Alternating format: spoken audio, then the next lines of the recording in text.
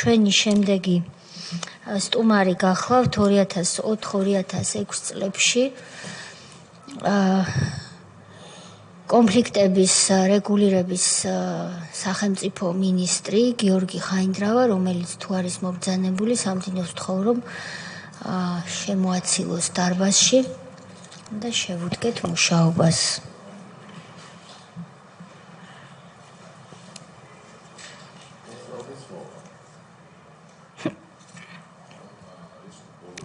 დიახ. მოგესალმებით, ბატონო გოგა, დაბრძანდით. ბოდის გიხდით, რომ გალოდინეთ. დიდხანს გაგრძელდა წინა გამომსვლელის გამოკითხვა. მოგესალმებით და მადლობას გიხდით მობრძანებისთვის. ჩვენ ასეთი პროცედურაა და უნდა გაგაფრთხილოთ იმასთან დაკავშირებით, რომ განზრახ ახსნა განმარტების მოცემა კომისიისთვის იწვევს სისხლის სამართლის პასუხისმგებლობას, ასევე კითხვებზე პასუხისთვის თავის არიდება იწვევს პასუხისმგებლობას ჩვენი კანონმდებლობის თანახმად, ან კითხვაზე უარის თქმა. ის რომ ეს ახსნილი იქნა სხდომის დასაწყისში და განმარტებული, ამის დასტურად გთხოვთ ხელმოწერას წინამდებარე დოკუმენტზე, რისთვისაც მადლობას გიხდით წინასწარ.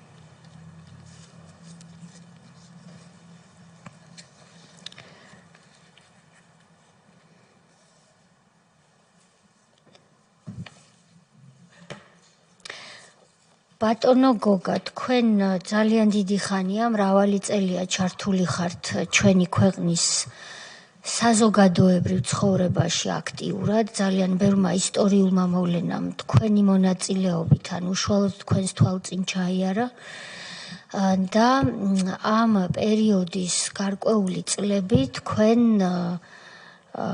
იმსახურეთ სახელმწიფო სამსახურში და მაღალ პოლიტიკურ თანამდებობაზე.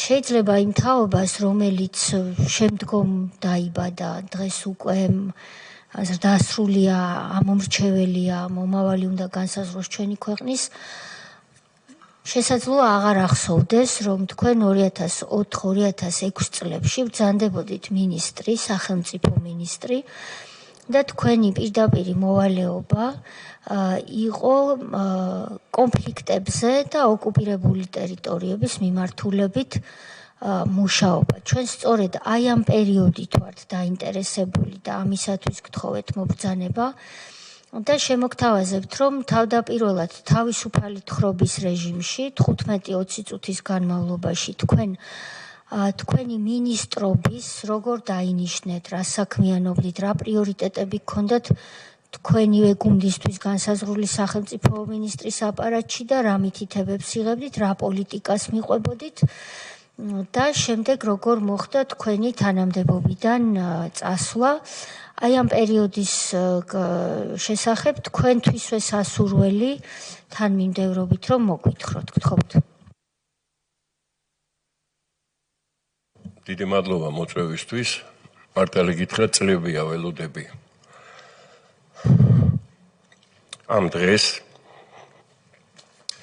იმიტომ რომ დარწმუნებული ვარ, რომ ის პროცესი, რომელიც ახლა დაიწყო, არის საციცოცხლო მნიშვნელობის ჩვენი ქვეყნის მომავლისთვის, ზუსტად იმ თაობისთვის, რომელზეც თქვენ ლაპარაკობდით. შეუფასებლობამ იმის 10 წლეულების მანძილზე, რაც გამოიარა ჩვენმა ქვეყანამ, მიიყვანა იმ გართულებებამდე და იმ ძალიან სერიოზულ პრობლემებამდე, რომელიც გაიარა ჩვენმა ქვეყანამ. ეს აუცილებლად უნდა შემდგარიყო, იმიტომ რომ ხალხმა უნდა იცოდეს სიმართლე, რა ხდება სამთავრობო ეშელონებში და რამ განაპირობა ის გაჭირვება, რომელიც არაერთხელ გადაიარა ქართველმა ხალხმა ამ 10 წლეულების მანძილზე. სანამ სახელმწიფო მინისტრობის შესახებ დავიწყებდით თხრობას, მინდა გაგახსენოთ, რომ ვიყავი სახელმწიფო მინისტრი აფხაზეთის კონფლიქტების დროს, ომის დროს, აფხაზეთის ომის დროს სოხუმში, აფხაზეთში, ვიყავი სახელმწიფო მინისტრი აფხაზეთის საკითხებში და პრეზიდენტ შევარდნაძის პირადი წარმომადგენელი. ამიტომ იმ უბედურებამაც ჩემ თვალწინ ჩაიარა, ისევე იმან რამ განაპირობა ეს ორი კატასტროფა, რომელიც დაემართა ჩვენ ქვეყანას, რა შეცდომები იყო დაშვებული ხელისუფლების მხრიდან და როგორ არ იქნა არიდებული ჩვენ ქვეყანაზე და ჩვენ ხალხზე ის, რაც ყველას ერთად დაგვემართა. ეს იმიტომ მოგახსენეთ, რომ მე პოლიტიკოსი არასოდეს არ ყოფილ ვარ, ჩემი პროფესია ალბათ იცით, რეჟისორი და ოპერატორი ვარ, ამ პროფესიამ მომიყვანა ჯერ ეროვნულ მოძრაობაში, როდესაც ჯერ კიდე საბჭოთა კავშირის დროს დავიწყე გადაღება იმ პროცესების, რომელიც დაიწყო ჩემმა ახლო ურთიერთობებმა მერაბ კოსტავასთან, ზვიად გამსახურდიასთან, ნათესაობამ აკავშირებდა საერთოდ მეგობრობამ გია ჭანტურიასთან, ირაკლი წერეთელთან, ირაკლი ბათიაშვილთან და ასე შემდეგ. ამან რაღაცნაირად შეუწყო ხელი იმას, რომ პოლიტიკურ პროცესების მონაწილეც გავხდი.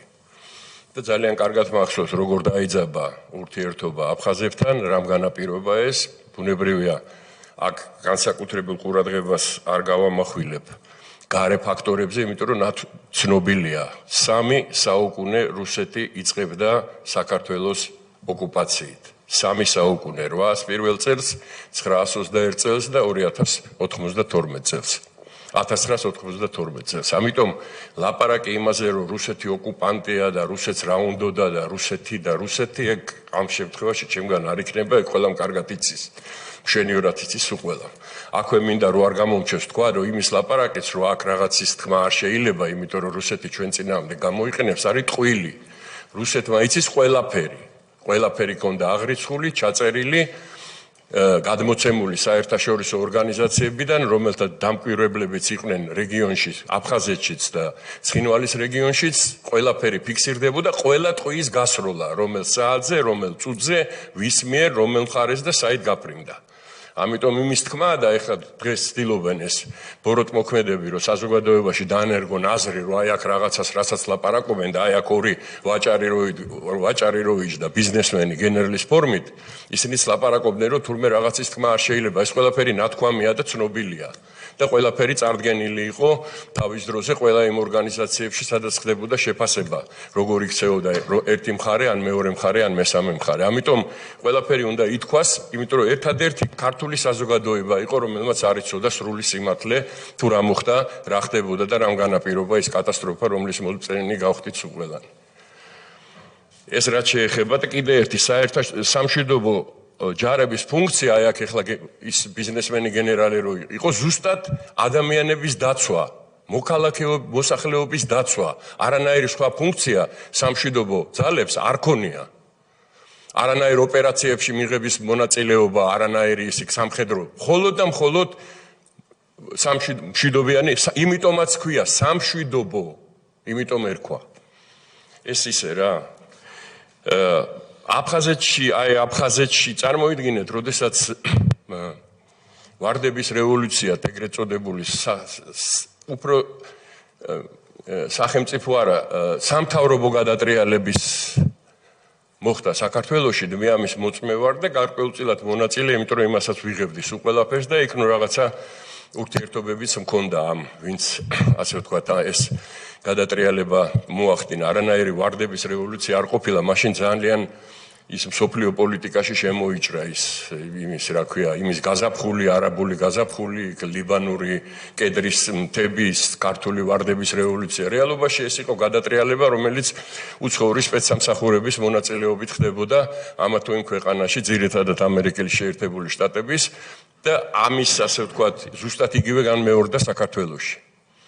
ამ გადატრიალების სათავეში იდგნენ იმ მართველი პარტიის ლიდერები. ზურაბ ჟვანია, რომელიც იყო პარლამენტის თავმჯდომარე, მის მერე პარლამენტის თავმჯდომარე ბურჯანაძე, უმრავლესობის ლიდერი სააკაშვილი, იუსტიციის მინისტრი მერე და მისი მოადგილე ოქრუაშვილი, კომიტეტის თავმჯდომარე მერაბიშვილი და ასე შემდეგ და ასე შემდეგ. ასე რომ არანაირ რევოლუციას ადგილი არ ქონია, ეს ხალხმა არ გააკეთა. ეს გააკეთა შიდა პარტიულ, შიდა სამთავრობო გადატრიალება მოხდა, იმიტომ რომ ასე ვთქვათ, ეს წარმოდგენა ამის, როგორც იქ დიდი მოვლენის რევოლუციური არის ტყუილი აბსოლუტური. არასამთავრობო სექტორის ეგ თავისთავად, არასამთავრობო ზუსტად მაშინ იქნებოდა, მე მინდა გითხრათ, რომ მაშინ მაინც და მაინც ჯერჯერობით თქვათ ერთი სხვათაშორის მისი სახელი სამწუხაროდ აქ არც ერთხელ არ ხსენებულა, რომელიც ერთ-ერთი ძირითადი მონაწილეა იმ ყველაფრის, ეს არის ლომაია, რომელიც მინდა გითხრათ, რომ აგვისტოს პერიოდში და ამ ომის პერიოდში იყო უშიშროების საბჭოს მდივანი. ძალიან სერიოზული პოზიცია ჰქონდა და მანამდე აი ამ მოვლენების დროს იყო სოროსის ფონდის თავმჯდომარე და მე ვარ მომსწრე, რომ მისი ოფისიდან ხდებოდა დაფინანსება იმ ასე ვთქვათ მოვლენების, რომელსაც ადგილი ჰქონდა ქუჩაში და რომელსაც მერე დაერქვა ვარდების რევოლუცია. ამიტომ ამას მნიშვნელობა აქვს და რატომ? იმიტომ რომ ჩვენ 2003 თქვენ და ჩვენ ყველა მთელი ქართული საზოგადოება 2003-2012 წლის და როგორც გუშინ გავიგეთ, საერთოდ დღევანდელ დღემდე მოვლენების შესწავლას და მათ ასე ვთქვათ გაანალიზებას ვაპირებთ, რაც უაღრესად მნიშვნელოვანია, ისევ გავიმეორებ. იმ დროისთვის შეიძლება ეს ახალგაზრდებს, აი კოლეოლას რო ყვირიან, არიციან კარგად. მინდა გითხრათ, რომ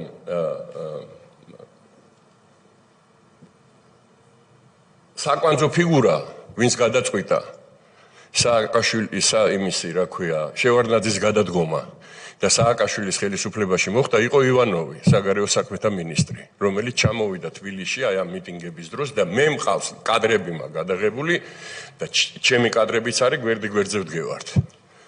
ღამე 22 ნოემბერს ჩამოფრინდა მოსკოვიდან, მერე მივიდა იმასთან, რა ქვია, ედუარდ შევარდნაძესთან მის რეზიდენციაში, 3 საათი იჯდნენ მარტო ოთახში, გამოვიდნენ იქიდან და შევარდნაძემ გააკეთა განცხადება გადადგომის შესახებ. მერე არის კადრები, ჩემ ფილმშია ეს კადრები, სულ ყველა, ერთ მხარეს ზის შევარდნაძე, მეორე მხარეს ზის ბურჯანაძე, სააკაშვილი და ზურაბ ჟვანია და ცენტრში, აი როგორც თქვენ ბრძანდებით ახლა ქალბატონო თეა, აი ამ სხდომის თავმჯდომარე ზის ივანოვი. ბატონო, არა თქვენ რა თქმა უნდა, არა, მე ვაბობ იმ შეხვედრას. იქ ხდება ასე ვთქვათ, მორიგება იმის შესახებ, როგორ გადააბარებენ საკუთარ თავსვე ძალაუფლებას, იმიტომ რომ თვითონაც ყველანი სამოქალაქო კავშირის წევრები იყვნენ, სააკაშვილიც, ისიც რა ქვია, ბურჯანაძეც და ზურაბ ჟვანიაც. ამის მერე ხდება, ასე ვთქვათ, შევარდნაძის წასვლა. ეს ნოემბრის თვეა, მერე ინიშნება არჩევნები, ხდება არჩევნები და სააკაშვილი აი აქ მოხდა ძალიან მნიშვნელოვანი რამ, იმიტომ რომ რეალურად შევარდნაძე შემცვლელად და ეს ინტერვიუში არსებობს ესეთი ინტერვიუ, სადაც ის ამას ლაპარაკობს, მოიაზრებოდა ზურაბ ჟვანია და არა მიხეილ სააკაშვილი. მიხეილ სააკაშვილი არ იყო ლიდერი, ლიდერი იყო ჟვანია.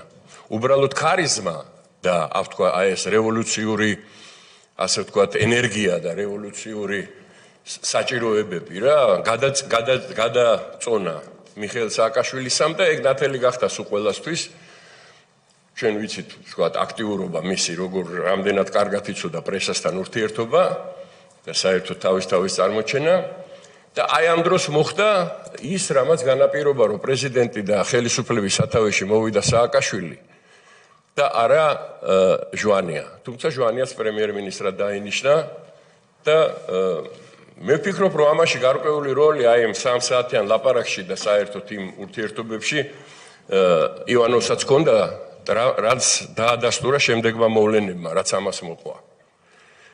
19 თებერვალს ზურაბ ჟვანიას თხოვნით და მინდა გითხრათ, რომ იმ დროს მხატვრული ფილმის გადაღება მქონდა დაწყებული და არანაირი გეგმები და ისედაც ჩინური ანდაზა არის, რომ ერთ დინარეში ორჯერ არ შედიანო და მე აბსოლუტურად ვეთანხმები ამ ანდაზას, მე აღარ ვაპირებდი პოლიტიკაში მობრუნებას არავითარ შემთხვევაში, იმიტომ რომ ის, რაც მე ვნახე და განვიცადე აფხაზეთში, იმდენად ძიმე იყო და იმდენი რამე დავინახე, რაც ვთქვათ, სახელისუფლებო წრეებში არის უარყოფითი და ხშირად ბოროტება, რომ ნამდვილად აღარ მინდოდა ამ ვითარებაში მეორედ მოხვედრა, მაგრამ ისეთი ვითარება შეიქმნა, რომ ზურაბ ჟვანიამ პირდაპირ მითხრა ერთადერთი ფიგურა, რომელიც აფხაზური მხარისთვის და ცხინვალის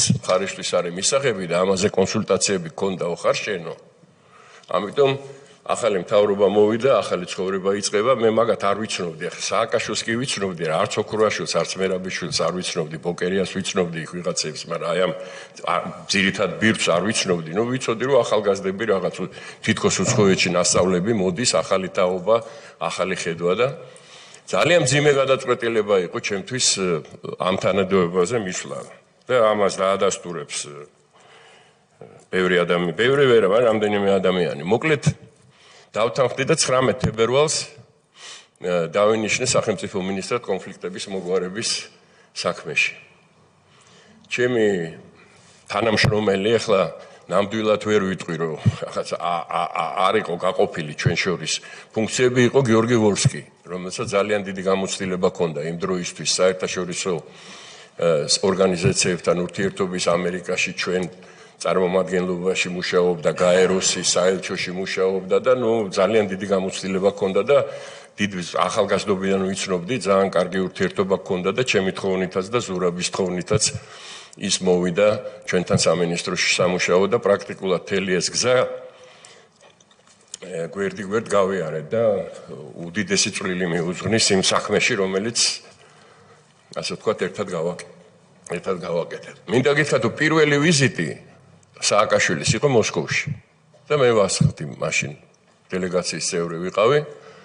ჩავედით მოსკოვში, შეხვდა პუტინს და მე ეს არის ცნობილი მისი განცხადება, რომ თვალებში ჩახედა ძალიან კეთილი მეგობრული თვალები დაინახა და დარწმუნდა, რომ ეს არის ჩვენი მომავალი.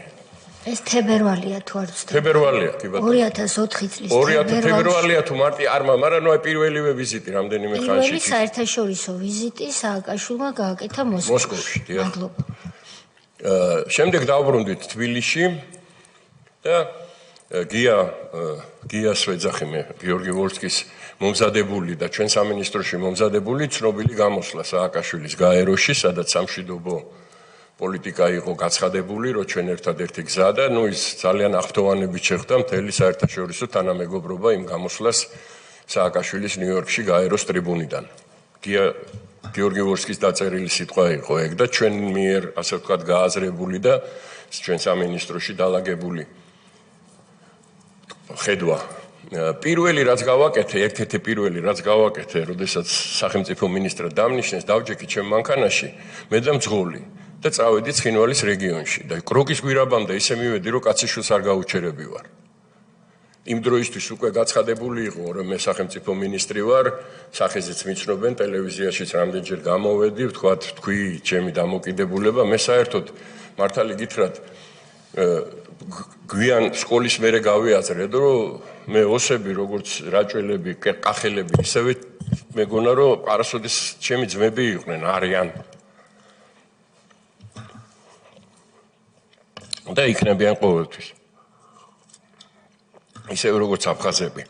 ალბათ ამ ჩემმა გაწყობამ და ის რომ ამას ხედავდნენ, ჯერ კიდე აი პირველი კონფლიქტების დროს, იმიტომ რომ მაშინაც კამერით ხშირად ჩავდიოდი ცხინვალშიც, აფხაზეთშიც და სხვაგანაც და ხედავდნენ საჯარო განცხადებებსაც ვაკეთებდი და იცოდნენ ჩემი დამოკიდებულებას და სამეგობრო წე ნათესავები მყავდა აფხაზეთში და ამ განწყობამაც განაპირობა ალბათ ის ნდობა, რომელიც მე მქონდა აფხაზურ საზოგადოებაში და ოსურ საზოგადოებაში და დღემდე მაქვს, მინდა გითხრათ. ჩავედი ისე და მივხვდი, რომ არანაირი კონფლიქტი ხალხებს შორის აღარ იყო. ადამიანებს შორის კონფლიქტი აღარ იყო. ჯერ ეს ერთი დავიწყოთ იმით, რომ ამ რეგიონის მოსახლეობის 90% არის შერეული ოჯახები, მეტი თუ არა.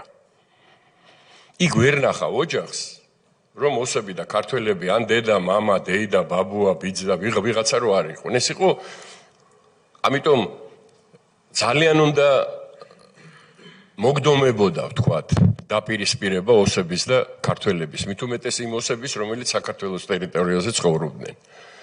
არანაირი სამხრეთ ოსეთი არ არსებობდა. არსებობს ერთი ოსეთი, მაგას ქვია ალანია და ის არის ქედს გაღმა.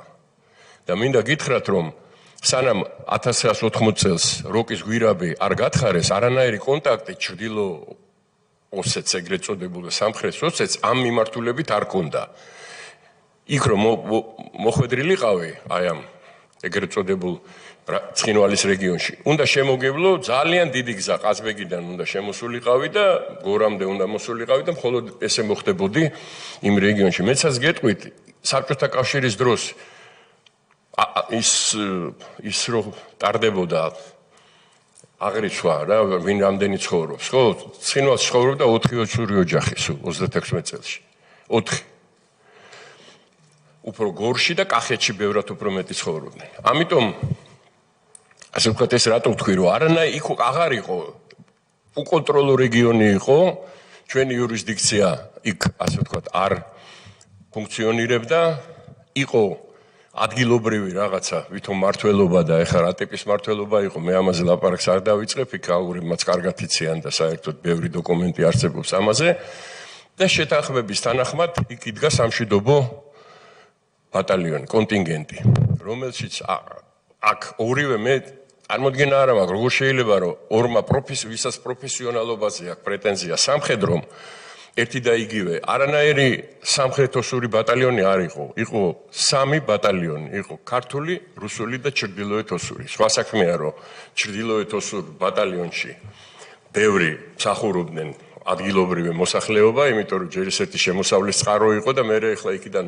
ვლადიკავკაზიდან გადმოყვანას ერჩივნათ რომ იქ აეყვანათ და ეგრეც იყო გაერთიანებული შტაბი იყო ერთ ტერიტორიაზე ცხოვრობდნენ გვერდზე იყო საძინებლები და ერთად ჭამდნენ ერთად სვავდნენ ხო და როცა მე იქ ჩავედი ქართული სამშვიდობო ბატალიონის წარმომადგენლები სამწუხაროდ შედარებით ჩრდილო ოსურთან და რუსულთან ჩვენი სამშვიდობო ბატალიონის შემადგენლობა იყო ძალიან პატარა 80 კაცამდე იყვნენ სულ მაშინ როდესაც 500 კაცის უფლება ჰქონდათ კვოტა არც რუსებს ჰქონდათ ბოლომდე შევსებული და არც თქვა ჩრდილოეთ ოსეს მაგრამ ჩვენზე მინიმუმ 2-ჯერ მეტი ყავდათ მაგრამ რა მინდა გითხრათ რომ ქართული სამშვიდობოები ქართულ სამხედრო ფორმაში ქართული დროშებით შეიარაღებული ქართული მანქანებით ქართული ნომრებით დადიოდნენ მთელ რეგიონში თავისუფლად დაწყებული როკის გვირაბიდან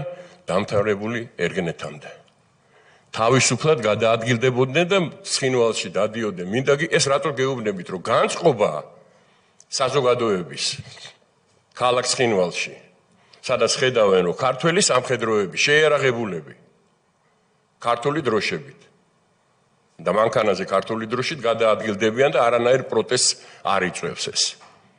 არც რაღაცა კონფლიქტ, ხო, ეს იყო, ეს იმაზე მეტყველებს, რომ კონფლიქტი როგორც ესეთი ადამიანებს შორის, ხო? კონფლიქტი პოლიტიკოსებმა წარმოქმნეს მერე იქა. და მე მაგ პროცესში მონაწილე ვარ. და აი აქ არის 48 გვერდი. სადაც აღრიცხულია ყველა მე ამდენ უბრალოდ ამას ყველაფერს ამას ბევრი დრო დაჭირდება ძირითადს გამოვყოფ და ეს უყველას თქვენ გექნებათ რა ეს გია გიორგი ვოლსკის მიერ ძირითადად გიორგი ვოლსკის მიერ არის ასე ვთქვათ იმიტომ რომ ის პროფესიონალი ასე ვთქვათ ის იყო მე არ ვიყავი პროფესიონალი არ ვიცოდი ხა სამინისტროში მუშაობა და იმას ყველა არაფერი არ გამორჩა. აი აქ არის ყველაფერი აღრიცხული. რა დღეს, რა დროს, იმიტომ რომ ეს ყველაფერი იმითი ევროკავშირის მისიიდან, რომელსაც ცხინვალში ჰქონდა თავისი ოფისი, იქ იყვნენ დისლოცირებულები იყვნენ ცხინვალში. და ეუთოს წარმომადგენლები ყოველდღიურად ამას ასე ვთქვათ, ამ ანგარიშებს აკეთებდნენ და გვიგზავნიდნენ ჩვენ, ყველა მხარეს უგზავნიდნენ. ამიტომ ჩვენ ყველაფერი ვიცოდით.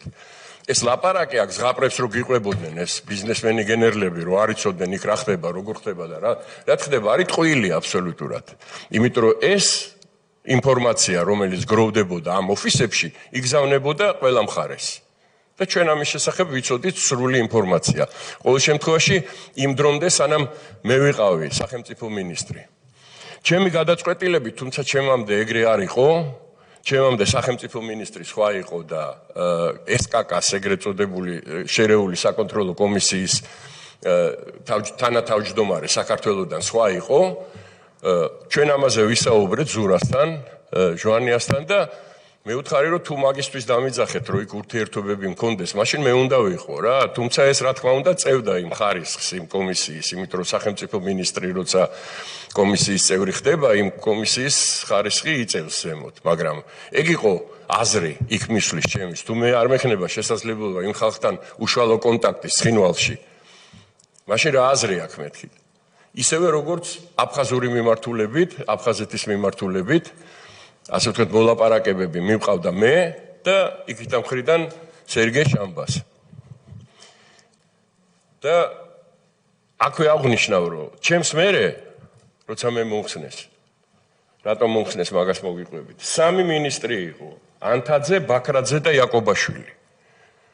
და ანთაძე, ბაქრაძე და იაკობაშვილი 2006 წლიდან 2008 წლამდე ერთად იყვნენ ნახევარჯერ ცხინვალში. ეს რომ ამა რო განაცხადა, იაკობაშვილი ცხინვალში არ შესულა. ის იყო ერგენეთთან მისული. და მე რო არ მოგატყუილა და რო არ შემეშალოს, მინიმუმ 100 ჯერ ვიყავი ცხინვალში. 2 კვირა ისე არ გადიოდა ცხინვალში, რო არ ჩავსულიყავი. რეგულარულად დავდიოდი, იქ ღამე ვჩებოდი საქართველოს აი ამ სამშვიდობო ბატალიონის იქ სადაც ჯარისკაცებს ეძინათ, იქ ვჩერდებოდი, ფეხით დავდიოდი ცხინვალის ქუჩებში. და არც ერთხელ არ ყოფილა შემთხვევა, რომ მე იქ დაცვით ჩავსულიყავი. არც ერთხელ. მიუხედავად იმისა, რომ სააკაშვილმა რამდენჯერმე მითხრა, რომ დაცვა რატო არ აკავსო. აი ესეთი ვითარება იყო იქ და ესეთი დამოკიდებულება იყო იმ მომენტში, როდესაც ჩვენ ასე ვთქვათ, შევუდექით ამ საქმეს. ერთი საინტერესო დეტალია კიდე, რომელიც აუცილებლად რახანა ეს პოლიტიკოსებზე ვლაპარაკობდა, ძალიან მნიშვნელოვანია, რომ სადღაც 2 კვირის თავზე მას მერე რაც სახელმწიფო მინისტრად დავენიშნე, ზურაბ ჟვანიასთან ერთად 2 ჯერ მომიწია იმაში კრწანიში, სამთავრობო რეზიდენციაში, სადაც გადასული იყო მიხეილ სააკაშვილი და ის სადაც ცხოვრობდა. 2 ჯერ გამომიარა ღამე ზურამ. მეც ორთაჭალაში ცხოვრობდი იქვე და ავედით და იქ დამხვდა ეგრეთ წოდებული ღამის მთავრობა. სააკაშვილი, მერაბიშვილი, ადეიშვილი, ოქრუაშვილი, ბოკერია, ერთხელ მახსოვს ბარამიძეც იყო ერთ-ერთ შემხედრაზე და ნუ ზურაბ ჟვანია და მე დავჯექით და პრინციპში სამთავრობო სხდომა ჩატარდა რა. პირველ იმაზე არაფერი არ უთხარი და მეორედ რომ მივედით, მე ვუთხარი ზურა მე აქ აღარ მოვალ, იმიტომ რომ მე დამნიშნეს დღის მინისტრად და არა ღამის მინისტრად რა. ამიტომ იქ ასე ვთქვათ ამ წრეში, ღამის მთავრობაში რა გადაწყვეტილებებს ღებულობენ, მეთქი ჩემთვის საინტერესო არ არის. აი იქ დღისით რო ვიკრიბებით ყველანი, ხო, შერო პრემიერ-მინისტრი ხარ და პრეზიდენტიც ესწრება ხშირად ამ თავრობის სხდომებს. ხო, აი იქ რა გადაწყვეტილებებიც მიიღება, მე მაგაში მონაწილეობას მაგაში ვღებულობ და იმ გადაწყვეტილებებში მონაწილეობას არ მივიღებ. ანტაგონიზმი თქვა ზურას გუნდს შორის, რომელიც შემოეფანტა რამდენიმე თვეში, აი ეგ ცნობილი ზურაბ ჟვანიას გუნდია, ეროლაპარაკობენ ის ბარამიძე და ის ნოაიდელი და ფათშორის ზურა ყველაზე ნაკლებად.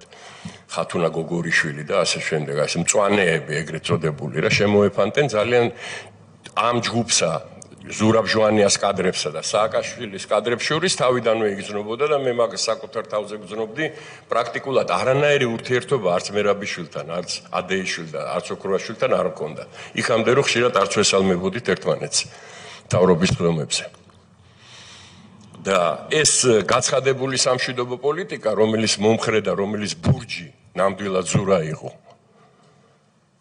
და რომელიც ასე ვთქვათ, ყველა იმ გადაწყვეტილებებში და ყველა იმ მოქმედებებში, რასაც ჩვენ ვამხორციელებდით, გია მე და ვთქვათ, სამინისტრო, პატარა სამინისტრო იყო, მაგრამ ძალიან კარგი ჯგუფი შეიქმნა იქა და ძალიან აქტიურად მუშაობდით ორივე მიმართულებით და ნუ საერთაშორისო შეხვედრები უამრავი რა, ჟენევაში, ვენაში, ნიუ-იორკში, რა ვიცი, ვაშინგტონში და სხვაგან.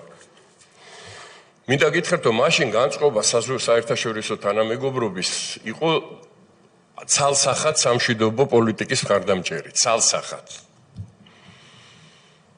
ამიტომ ნებისმიერი ინიციატივა, რომელიც ჩვენგან მოდიოდა და ნებისმიერი შეხვედრაში რომელიც ითვალისწინებდა სამშვიდობო ინიციატივებს და ისეთი ბევრი იყო, არა მარტო რეზოლუციები და არა მარტო რაღაცა იმ პროტოკოლებით, რომელსაც ჩვენ ხელს ვაწერდით და ეგეთი 59 პროტოკოლია თუ არ ვწდები ამ შერეული საკონტროლო კომისიის, არამედ EUTOS და განსაკუთრებით ევროკავშირის მისიების მხრიდან მერე გამოიყო ფული, რომელიც ეკონომიკური ყველას კარგად ესმოდა, რომ ძირითადი რაც სამშვიდობო პროცესს საფუძვლად შეიძლება ედას, ეს არის ადამიანების ინტერესი საერთო. ეგ ამას ახლა არც EUTO და არც ის არ ჭირდება, ეგ ადამიანების ბუნებიდან გამოდის, როცა ჩვენ ერთი და იგივე ინტერესი გვაქვს და ვშრომობთ ერთად და ეს რაღაც დოვლაც ქმნის ჩემთვისაც, შენთვისაც და საზოგადოებისთვისაც, ეს არის ძირითადი ასე ვთქვათ წინაპირობა, რომ ჩვენ არ ვიჩხუბოთ ერთმანეთში, ხო? მით უმეტეს რომ განსაკუთრებით გასაყოფი არაფერი არ აქვს. ამიტომ ეს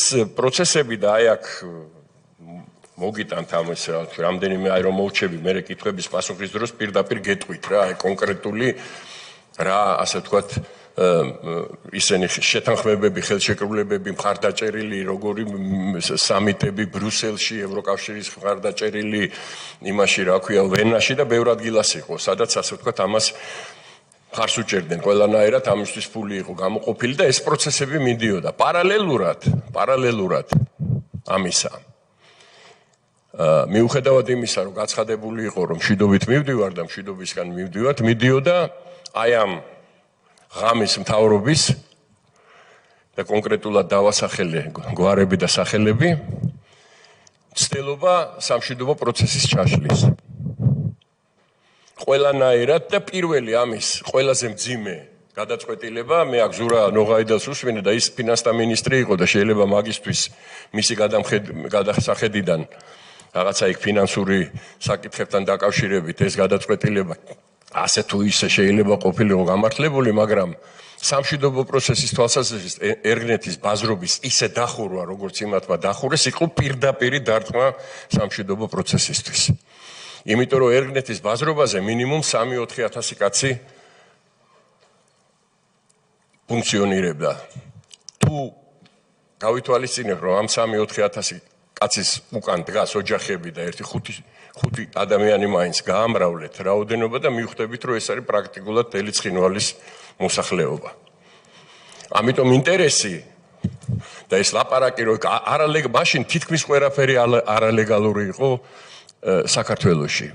იმიტომ რომ აი ეს გადატრიალება რომ მოხდა შევარდნაძის მთავრობის ბოლო წლებში იმიდან ინსპექტორიდან დაწყებული მინისტრი დამთავრებული ყველა ხმს იღებდა და ყველამ ვიცოდით კარგად და ეხლა ერგნეთის ბაზრობაზე რო არ იქნებოდა იქ იდეალური წესრიგი და იქ რო რაღაც არალეგალური ურთიერთობები იქნებოდა ეგ ბუნებრივია, მაგრამ ერგნეთის ბაზრობის დახურვამ ეს არ მოსპო პირიქით უფრო ჭრდილში წავიდა და მე მინდა გითხრათ რომ 50-100 ტონა მანდარინი გადიოდა დიდი მანქანები და ეს გადაღებული კადრებს გაჩვენებთ როგორ გადიოდა ცხინვალის მიმართულებით იმით რა ქვია როკის გვირაბით რუსეთში არალეგალური აღარ ვლაპარაკობს სპირტს აღარ ვლაპარაკობს სიგარეტს აღარ ვლაპარაკობს სხვადასხვა პროდუქტებს რომელიც მიმოიფანტა ერთად კი არ იყო როგორც მაშინ მინდა გითხრათ რომ ამ პროცესთან ძალიან სერიოზული ფიქრობდით ამაზე და ამასთან დაკავშირებით ორი შეხვედრა მქონდა ალანიაში, ვლადიკავკაზში. მაშინ ვლადიკავკაზ ალანიის პრეზიდენტი, ჩრდილოეთ ოსეთის პრეზიდენტი იყო ზასოხოვი. ცნობილი პოლიტბიუროს წევრი, ძალიან ავტორიტეტული ადამიანი რუსეთში, იმიტომ რომ პოლიტბიუროს წევრი იყო. მერე დაბრუნდა და უკვე ასაკოვანი კაცი იყო და პრეზიდენტი იყო. ორჯერ ვიყავი მასთან მისი დაპატიჟებით, ერთხელ იქ დვალეთში სხვათა შორის, სადაც დვალები ცხოვრობენ, იქ რეზიდენცია ჰქონდა, იქ ღამეც დავრჩი, მიმასპინძლა ძალიან თბილად და ძალიან სერიოზული საუბრები და სერიოზული ის ჰქონდა, რომ როგორ დავალაგოთ ვითარება ისე, რომ ერთ მხრივ ასე ვთქვათ, ეს ურთიერთობები არ შეწყდეს და მეორე მხრივ გავხსნათ ასე ვთქვათ, კარები და მოძრაობა და ეს ხელს შეუწყობს საერთოდ, იმიტომ რომ ოსები მარტო აქ ხარ ცხოვრობენ, იქაც ცხოვრობენ. მინდა გითხრათ, რომ ვლადიკავკაზში მცხოვრები ოსები ძალიან გულშემატკივრობდნენ ჩვენ. და ამის ფაქტს გეტყვით, რომ იმ დროს, როდესაც აქეთ კონფლიქტი მიდიოდა, ორი ქართველი ფეხბურთელი ალანიაში თამაშობდა. ფეხბურთს. იმ დროს. და უამრავი ხშირად მიწევდა იქ ჩასვლა და იქ არანაირი ანტაგონიზმი ქართველებისადმი არ ყოფილა. ხე ცალკეული შემთხვევები იყო ალბათ რაღაცის, მაგრამ მაშინ თქვით ესეთი რამე რომ ლეგალური რო გავხადოთ ეს ასე ვთქვათ ბაზრობა ორივე მხრიდან იქ ცხინვალის ადმინისტრაცია კოკოითის ასე ვთქვათ მეთაურობით ეს იყო ფარი რეალურად ყველაფერს წვიდდა რუსეთი და ზასოხოვი იმიტომ რომ მისი ავტორიტეტი შედარებით ეხლა კოკოითთან რომელიც თავის დროზე იმაში რა ქვია სონცოვოს დაჯგუფებაში იმას რა ქვია მასაჟს უკეთებდა იმებს მაფიოზებს ბუნებრივია ახლოს ვერ მოვიდოდა რა ეკიცოდა სულ ყველა მაკარაფს ისეც არ ვიძახი ცხინვალშიც ყველა მის ამიტომ ბუნებრივია რომ მისი როლი და საერთოდ იქიდან კუსოვი იყო ბატონის მათ შორის ძალიან დადებითი პიროვნება თანათავმჯდომარე კომისიის SKK-ს რასაც ეძახდნენ მათი გავლენა ძალიან დიდი იყო და იქ რო შეთანხმება მიგვექცია ლაპარაკი იყო იმაზე რომ თქვა ლეგალურობაში გადავიდეს ეს ბაზრობა სრულ 80% ზურამ თქვა დაუტოვოთ ცხინვალს იქიდან შემოსავლების 20% ცენტრალურ იმაში შემოვიდესო წინადადება იყო და ოღონდ აქედანაც მე იქ რაღაც სახით რეგიონებს ხო უგზავნიდნენ რაღაცა იმპულსაც უკან დაუბრუნებთ ჩვენიც ბული არ გჭირდებაო. ამაზე ძალიან სერიოზული მოლაპარაკება იყო, იქიდანაც ასე ვთქვათ იყო თანხმედრა. გარდა ამისა, ზასოხოვი გვთავაზობდა რომ გახსნილი იყო გზა თავისუფლად და ვთქვათ რაღაცა პრივილეგია მიეცა ჩრდილო ოსეთის მანქანებს იქ მრეწველებს იმის ფოთის მიმართულებით, რომ რაღაცნაირად ეს პრობლემა მოგვეხსნა რა, აი მონაკვეთის, რომელიც როკის გვირაბიდან იყო, იქამდე, გორამდე, ხო, რაღაცა ეს რთული მონაკვეთის, რომ ერთობლივი ეკონომიკური გააზრებით და ნელ-ნელა ეს პოლიტიკური უთანხმოებაც გაგვეწია უკან და გაგვეხსნა აი ამ თანაცხოვრების და თანამეგობრობის აღდგენა, რომელიც საუკუნეების მანძილზე გვაერთიანებდა და დარწმუნებული ვარ, რომ მომავალიც ესე ექნება და დღესაც ესეა მე რომ მკითხო. ამიტომ ამაზე მუშაობა მიდიოდა, ამაზე ფიქრი მიდიოდა, ზურაბ ჟვანია ძალიან ავტორიტეტული კაცი იყო იმ მთავრობაში მიუხედავად იმისა, რომ ასე ვთქვათ, შეთქმულება მის წინააღმდეგ პირველივე ხანებიდან იყო და ნათელი იყო. ესა, მაგრამ ნუ საერთაშორისო ასპარეზზე ქონდა ძალიან სერიოზული მხარდაჭერა, ძალიან კაი ურთიერთობა ქონდა კონდოლიზა რაისთან.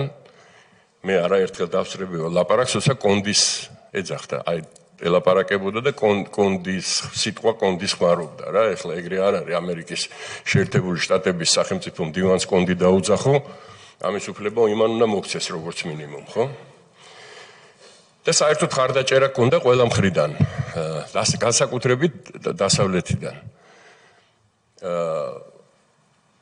შემდეგ იყო ძალიან საინტერესო მოვლენები განვითარდა აჭარა ყველას კარგად გვახსოვს ასე ვთქვათ იმის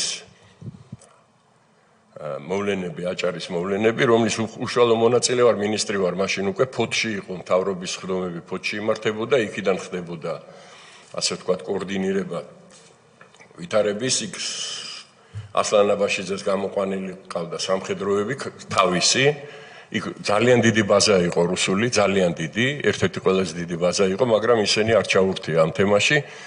დაპირისპირება იყო მართალი, ახლა იქ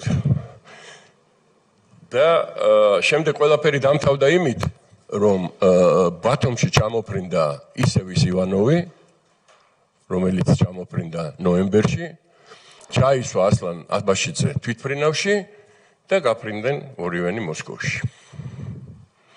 აი ეს არის ორი ფაქტი, რომელსაც ვერაფერი წინ ვერ დაუდგება, როდესაც პირდაპირ რუსული ჩარევით, რუსული პოლიტიკის ჩარევით მოხდა საქართველოში სააკაშვილისთვის სასარგებლო საკითხების გადაწყვეტა.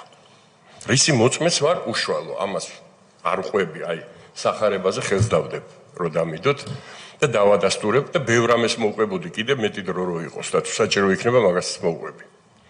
ამის მერე ძალიან საინტერესო ამბავი ხდება რამოდენიმე თვეში ზუსტად არ მახსოვს გაზაფხულის ბოლოს თუ ზაფხულის დასაწყისში მაგის გადამოწმება არ იქნება პრობლემა ვლადიმერ პუტინი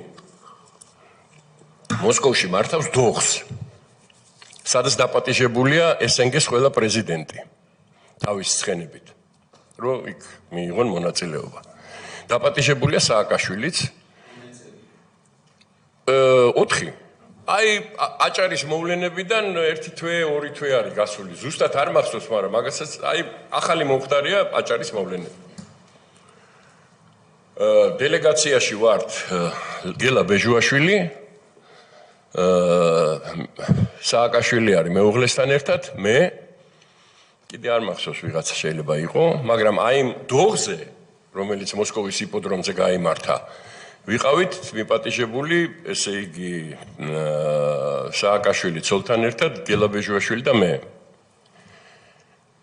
დიდი სუფრა იყო, სადაც პრეზიდენტები ისხდნენ ერთად, აქეთ პატარ-პატარა სუფრებზე ვიჯექით ამ SNG-ს ქვეყნების პრემიერ-მინისტრები, უშიშროების საბჭოს თავმჯდომარეები და ვინც თან ახლდა პრეზიდენტებს. და ეს დოღი რო დამთავრდა, პუტინმა დაპატიჟა პრეზიდენტები, ასე ვთქვათ, ცალკე იქით სუფრა იყო გაშლილი სადღაც შენობაში. ჩვენ სხვაგან გაგვიშალეს ეს სუფრა, იმიტომ რომ ამდენი ხალხი იქ ეთყობა ვერ ეტეოდა და ძალიან საინტერესო იყო, რომ ისინი ელექტროკარები რო არის პატარა 2 ადგილიანი, აი გოლფის მოედანზე რო დადის. აი ესეთი კარები იდგა იქა რა, იმ გასასვლელზე და პუტინი რო გავიდა, სააკაშვილი დაისვა გვერდზე. იქით ალიევი იყო, იქით ნაზარბაევი იყო, იქით სხვებიც იყვნენ, ყველას გვარი არ მახსოვს რა, ძალიან პატივცემული პრეზიდენტები იყვნენ, მაგრამ სააკაშვილი დაისვა და მაგანწე და ეგენი ერთად წავიდნენ იქა. ჩვენ აქეთ ვიყავით სუფრაზე და ახლობით 1 საათი, ნუ საათნახე, რა ვიცი, ამდენი ხანი გაგრძელდებოდა ეს სუფრა. ეს იპოდრომი პატარაა, ამიტომ ჩვენი მანქანები იქ ვერ შემოვიდა და მარტო პრეზიდენტების მანქანები იყო შემოსული. სააკაშვილი ურეკავს ბეჟუაშვილს, ბეჟუაშვილი გვერდზე მისის და ეუბნება, რომ ეხა გამოვალ მანქანითო და დამხვდით და მანქანას ჩამიჯექითო. დავხვდით, ჩავჯექით მანქანაში და ბეჟუაშვილი ეკითხება, აბა რა იყო, მითხრა, რას ლაპარაკობ, მაგარი რამე ის, მაგარი შეხვედრა ქონდა. აი ხა ზუსტად სიტყვით გეუბნებით, რა თქვა სააკაშვილმა, იქ მანქანაში ვზივარ. პუტინმა მითხრაო, ნახეო, როგორ აჭარის საკითხი როგორ მშვიდობიანად და კარგად გადაწყდაო, ხო ნახეო, ყველაფერი ისაა. ამიტომო თუ ჩვენ ურთიერთობებს ისე დავალაგებთ როგორც საჭიროაო, მინდა გითხრათო, რომ ცხინვალის რეგიონის პრობლემებსაც მოვაგვარებთო. ზუსტად აი ამ ურთიერთობებით, მეგობრობით და ასე. ოღონდ ერთი რამე მინდა გითხრათო, რომ ამას დრო დაჭირდებაო, დაახლოებით 1 წელიო მეცო საზოგადოება მყავსო იქ, ასე ვთქვათ, სხვადასხვა აზრებიაო და ეხა ეგრე მიყოლებით ჩვენ ამას ვერ გავაკეთებთ. და სიჩუმეა მანქანაში. და ბეჟუაშვილი ეკითხება, მე რე შენ რას ფიქრობ, რის 1 წელიო კაც, სად არის 1 წელიო? 1 წელი არა ისო. მაგას დავალაგებთ ეხლავეო, დავბრუნდებით. აი მაშინ მივხვდი და მაშინ გადავწყვიტე ჩემთვის, რომ მიუხედავად იმისა, რომ დიდი ზეწოლა იყო ჩემზე, მე ამ თანამდებობას არ დავტოვებ. დავბრუნდი თბილისში და ყველას გახსოვთ კარგად 2004 წლის ზაფხულის მოვლენები, როდესაც პრაქტიკულად იმის სამხედრო კონფლიქტის პირას დავდექით სულ ყველანი ამის შესახებ იმდენი იყო აქ ლაპარაკი, რომ არ ამგონია, რომ მე მჭირდებოდეს გამეორება თუ რამე დაგჭირდებათ კითხვა-პასუხში გიპასუხებთ რა. ეს იყო ერთადერთი, ვინც აი ამ დაძაბულობებიდან და იმ, ასე ვთქვათ, აი არც კი ვიცი ამას დავარქვა, აი იმ უგუნურებისგან, იმ ბოროტებისგან, რასაც ესენი აკეთებდა, ერთადერთი, ვინც იგებდა თავის პოზიციებს, აძლიერებდა, იყო რუსეთი. რუსეთი აგროვებდა ამას ყველაფერს და საერთაშორისო თანამეგობრობას ეუბნებოდა, აი შეხედეთ ესენი ვინ არიან. ამათ არ უნდათ მშვიდობა. და ეს არის უამრავ დოკუმენტში, რომელიც აი აქ გაქვთ აღნიშნული ევროკავშირის გაეროს დამკვირვებლის მისიების, იქ ისენია გამოტანილი რეზოლუციები, სადაც ამის აღნიშვნა ხდება. და სადა რასაც ჩვენ გვეუბნებოდნენ, რომ ნუ აკეთებთ ამას. რატო აკეთებთ ამას? რა შედეგი შეიძლება მოიტანოს? აგერ ბატონმა გენერალმა ბრძანა რა დღეში შეხვდა ჯარი, ხო? პრაქტიკულად იმ დანაყოფების გარდა, რომელიც ამ დროს სულ ყველანი ერაყში, ავღანეთში და იქით იმყოფებოდნენ, საქართველოში დანარჩენი ნაწილი ჯარის იყო, ნუ როგორ მდგომარეობაში მე არ ვიცი, მე არა ვარ სამხედრო, მაგრამ იმათმა თქვეს აქ ილაპარაკეს უკვე ეს 2 დღეა. ერთადერთი, ასე ვთქვათ, ბრძოლის უნარიანი, კარგად გაწვრთნილი ამის შესახებ ამერიკელი გენერლებისგან მაქვს ჩემი ყურით მოსმენილი, რომ თქვენი კონტინგენტი იმაში, რა ქვია, ავღანეთში არის უმაღლესი დონის კონტინგენტი და ამას სათყობს როგორ განვითარდა მოვლენები, რომ ჯერ თურქეთის კონტინგენტის იმაში ვიყავით შემოდგენლობაში, მერე გერმანელების და მერე ამერიკელები ისე არ გადიოდნენ არც ერთ ოპერაციაზე, რომ მანქანაში ქართველი სამხედროები არ მყოფილიყვნენ. ისეთი ნდობა და ისეთი მაღალი ხარისხი ბრძოლის უნარიანობის ჩვენმა სამხედროებმა გამოიჩინეს. ყველგან, არა მარტო იქ აქაც.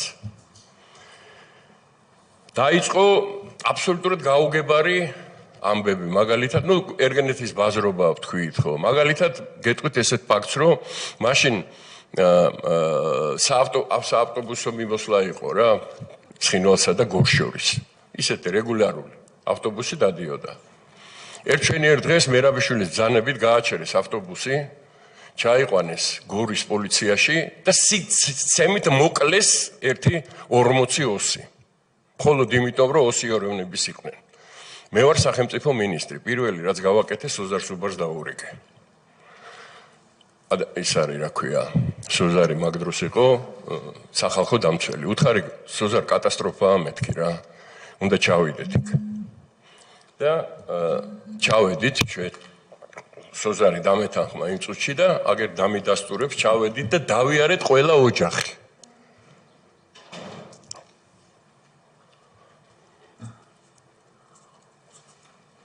არ დამოვიწყდება ერთ-ერთ ოჯახში რომ შევედით, გოგო გამოვიდა და ქართულად კითხათ, მამაჩემი რატო ცემეთ, ოსი როა იმიტომო? და ამ დროს იმ უბანში, სადაც ჩვენ დავით, სხვადასხვა უბნებში ცხოვრობდნენ, ისინი ბუნებრივია. შეიარაღებული პირები იჯდნენ იქა. აი, პადის სახლების წინ პადი და ხედავდნენ, ცნობდნენ, ხო? სოზარი ვინ არის, მე ვინა ვარ, ხო? არანაირი აგრესია. და ისე შევედით, რომ ჩოჩიევი თან არ გვახსდა, თუ გახსოვს სოზარ, ჩვენ ცალკე წავით. მარტო ვიყავით, სულად ორი კაცი დავდიოდით. ძღოლი იყო ერთი ჩვენთან. ხო და ეხლა ბუნებრივია, რომ ამან რაღაცა როლი ითამაშა, რა თქმა უნდა. მაგრამ იმანაც როლი ითამაშა, რომ რატო ცემეს ის ხალხი. ელემენტარული ამაზე, იქ კულისებში რა ლაპარაკები იყო, იქ ცალკე თემაა. ეს მეტყველებს იმაზე, რომ მიზან მიმართულად, აი ამ 4 ივლისგან, მიზან მიმართულად ხდებოდა ისეთი პაქტების განხორციელება, რომელიც ვნებდა ქართულ მხარეს და არა რუსულ და ოსურ მხარეს. იმიტომ რომ ეს იყო არგუმენტები საერთაშორისო, სადაც კი ჩავდიოდით, ყველგან ჩვენი მეგობრები, ჩვენი ასე ვთქვათ, მხარდამჭერები, ევროპელებიდან, ამერიკიდან გვეუბნებოდნენ, რომ ამას რატო აკეთებთ? რატო აკეთებთ ამას? არ შეიძლება რომ ეს შეწყდეს, ხო? ან რა მოაქვს ამას? დააყენეს პოსტები, ასე ვთქვათ, აი მიდიოდა ამ ესკალაცია დაძაბვა იმ ვითარების, რომელიც ობიექტურად არაფრით გამართლებული არ იყო რა, არანაირი საჭიროება იმ ფონზე, როდესაც ძალიან სერიოზული სამშვიდობო ურთიერთობა, პოლიტიკა, შეხვედრები და აგერ გეტყვით, ჩამოგითვლით ისინი, რა ქვია, ბრიუსელში სამიტებზე ჩასვლა, ვენაში ეუთოს მინისტერიალებზე და ეს პროცესი პარალელურად მიდიოდა. მერე ჩვენ და საუბედუროდ მოკლედ ზურაბ ჯვანია და ამას სრული პასუხისგებლობით ვიძახი და სასამართლოშიც ესე ვიტყვი, რომ ზურაბ ჯვანია მოკლეს, იმიტომ რომ იმ დღეს და იმ ბინაში, სადაც ზურაბ ჯვანია დაიღუპა და მე ეს კადრი მაქვს, არანაირი გაზი არ ყოფილა. და ამის შესახებ განცხადება გააკეთა იმ უბნის გაზ გადამანაწილების უფროსმა, რომ თქვა, რომ გაზი გამორთული იყო საერთოდ. იგივე დაამტკიცა FBI-ის წარმომადგენლებმა, რომელიც ჩამოვიდნენ აქ ძიებაში ჩაერთვენ და თქვეს, რომ გაზ გამანაწილებელი არ იყო გაფუჭებული. ამას ადასტურებს ის კიდე რომ ფანჯარა არ იკეტებოდა იმ სახში და იქ სადაც ფანჯარა ღია შეუძლებელია რომ გაზით მოიწამლო და ყველაზე საინტერესოა იმ დღეს ზურასთან მქონდა სამი შეხვედრა. დილას მივედი რაღაც საქმე მქონდა და მითხრა ეხა ბევრი საქმე მაქვს და იქნება შუადღეს ერთად ვისადილოთო. კი ბატონო მე ვთხარით ან იქვე მქონდა სამინისტრო ავედი სადილზე. ზურა იყო მორწმუნე კაცი. იყო მარხვა და ზურამ ხორცი არ ჯამა. მახსოვს კარგად ორნი ვიჯექით. საღამოს უნდა წავსულიყავით ტევთთან მიღებაზე. ამერიკის შეერთებული შტატების ელჩთან ვიყავით დაპატიჟებულები და შევთანხმდით რომ გამომივლის და ერთად წავალთ. დაურეკე და მითხრა რაღაცა პატარა საქმე გამიჩნდა შენ წადი და მე მოვალო. წავედი იქა და დილით გამომიცხადეს რომ ზურა ბჟვანიას რომელიც იყო აზიზი კაცი საერთოდ და ვინც იცნობდა მაგას რა თურმე სადღაც ბინაში არაღს ჭამდა და კალბას სამმანეთიან კალბას აყოლებდა ზემოდან. და რაც თავარია, რაც ყველაზე მნიშვნელოვანია, ზურა ეწეოდა მინიმუმ 2 პაჩკა სიგარეტს დღეში. ხანდახან მეც. და იმ ოთახში არც აფერფლე იყო და არც ერთი ნამწვავი. ასე რომ ჩემთვის ეჭვგარეშია აბსოლუტურად. მე იმის მერე 9 წელით გავიდა და ბევრი იმუშავეს იმისთვის რომ ეს მკვლელობა არ გახსნილიყო. ზურას წასვლის მერე ძალიან სერიოზულად გამიჭირდა და იგია დაგიდასტურებთ ფიქრობდი კიდეც რომ მეთქი ხო არ წავიდე იმიტომ რომ ნორთული იქნებოდა ეხლა ამათთან გამკლავება სულ ყველასთან მაგრამ ნუ აი გიამ ძალიან დიდი როლი ითამაშა ორსკიმ და დამარწმუნა რომ უნდა დავრჩეთ და დავრჩით. მთელი ეს პერიოდი მიდიოდა აი ამ დაპირისპირებად ჩვენ მივდიოდით ბრიუსელში ესენი აქ რაღაცას გააკეთებდნენ ჩვენ მივდიოდით ვენაში ესენი აქ რაღაცას იჭირთიფირთებდნენ და ისე ვიძახე ამას ყველაფერს გადმოგცემთ და აქ აი თარიღებით დღეებით არის გადმოცემული სად რა ხდებოდა და კითხვებზე თუ კითხვების დროს კი პასუხებთ რა. შემდეგ ესე იგი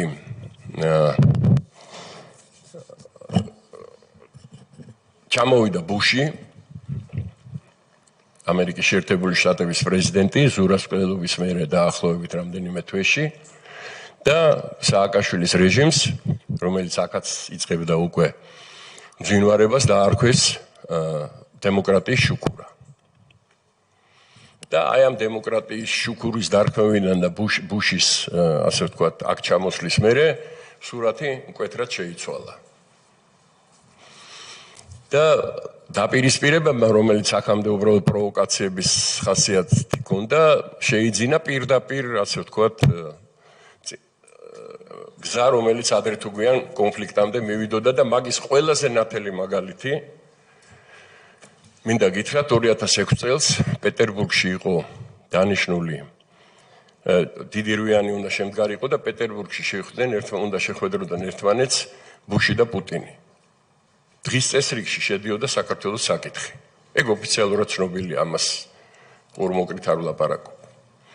რამოდენიმე ხნით ადრე მანქანა რომელშიც იჯდა ევნევიჩი გენერალი ევნევიჩი რომელიც ჩვენი მტერი იყო პირდაპირ და ჩემზე კარგად ეს არავინ არ იცის ეს იყო სამშვიდობო ძალების სარდალი რუსეთების მხრიდან ოღონდ ყველა სამშვიდობოების და აქ ჩამოდიოდა ხშირად მასთან ერთად მანქანაში იჯდა პოპოვი რომელიც იყო SKK-ს თანათავმჯდომარე ეს იყო დიპლომატიური მანქანა და ой საოცრებაო შემთხვევით აბსოლუტურად ამ მანქანაში აღმოჩნდა ნატაშა რატიანი, რომელიც იყო იტარტასის სპეციალური კორესპონდენტი საქართველოში.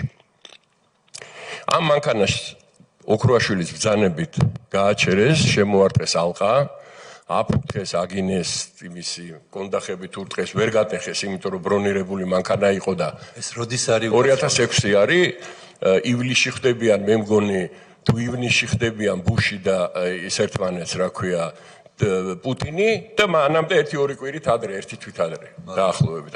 ეგ მაგ მიწერია აქა და ამის ესე იგი პირდაპირი რეპორტაჟი მიდის მანქანიდან.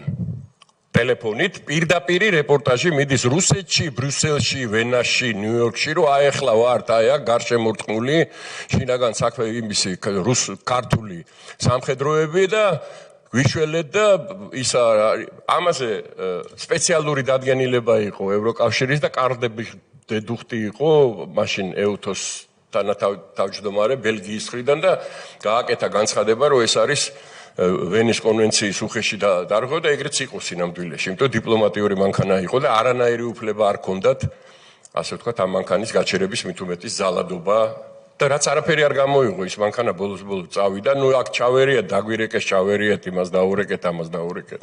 რაც შორის რამდენჯერმე ძალიან კარგი როლი ითამაშა მაილსი იყო ამერიკის ელჩი დასაწყისში, სანამ ტეფტი მოვიდო და ტეფტისგან განსხვავებით.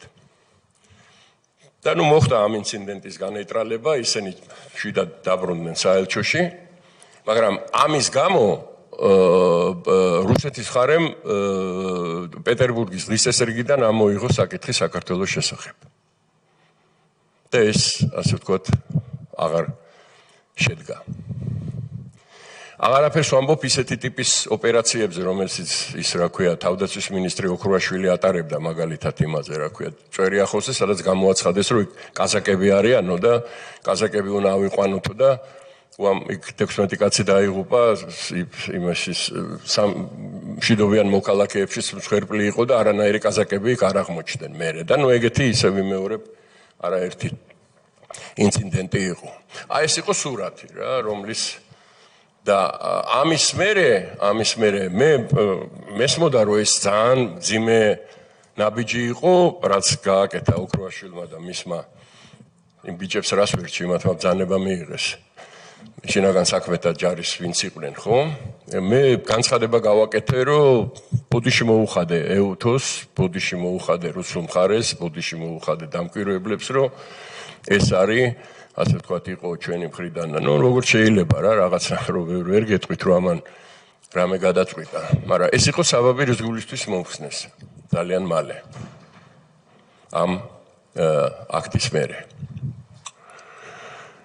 ხო და ამით დამდგია ვოლსკიც მიაყოლეს ზემოდან, მე გითხარით, რომ ეს სამი მინისტრი სულ ერთხელ იყო, ნახევარჯერ იყო ჩასული ცხინვალში.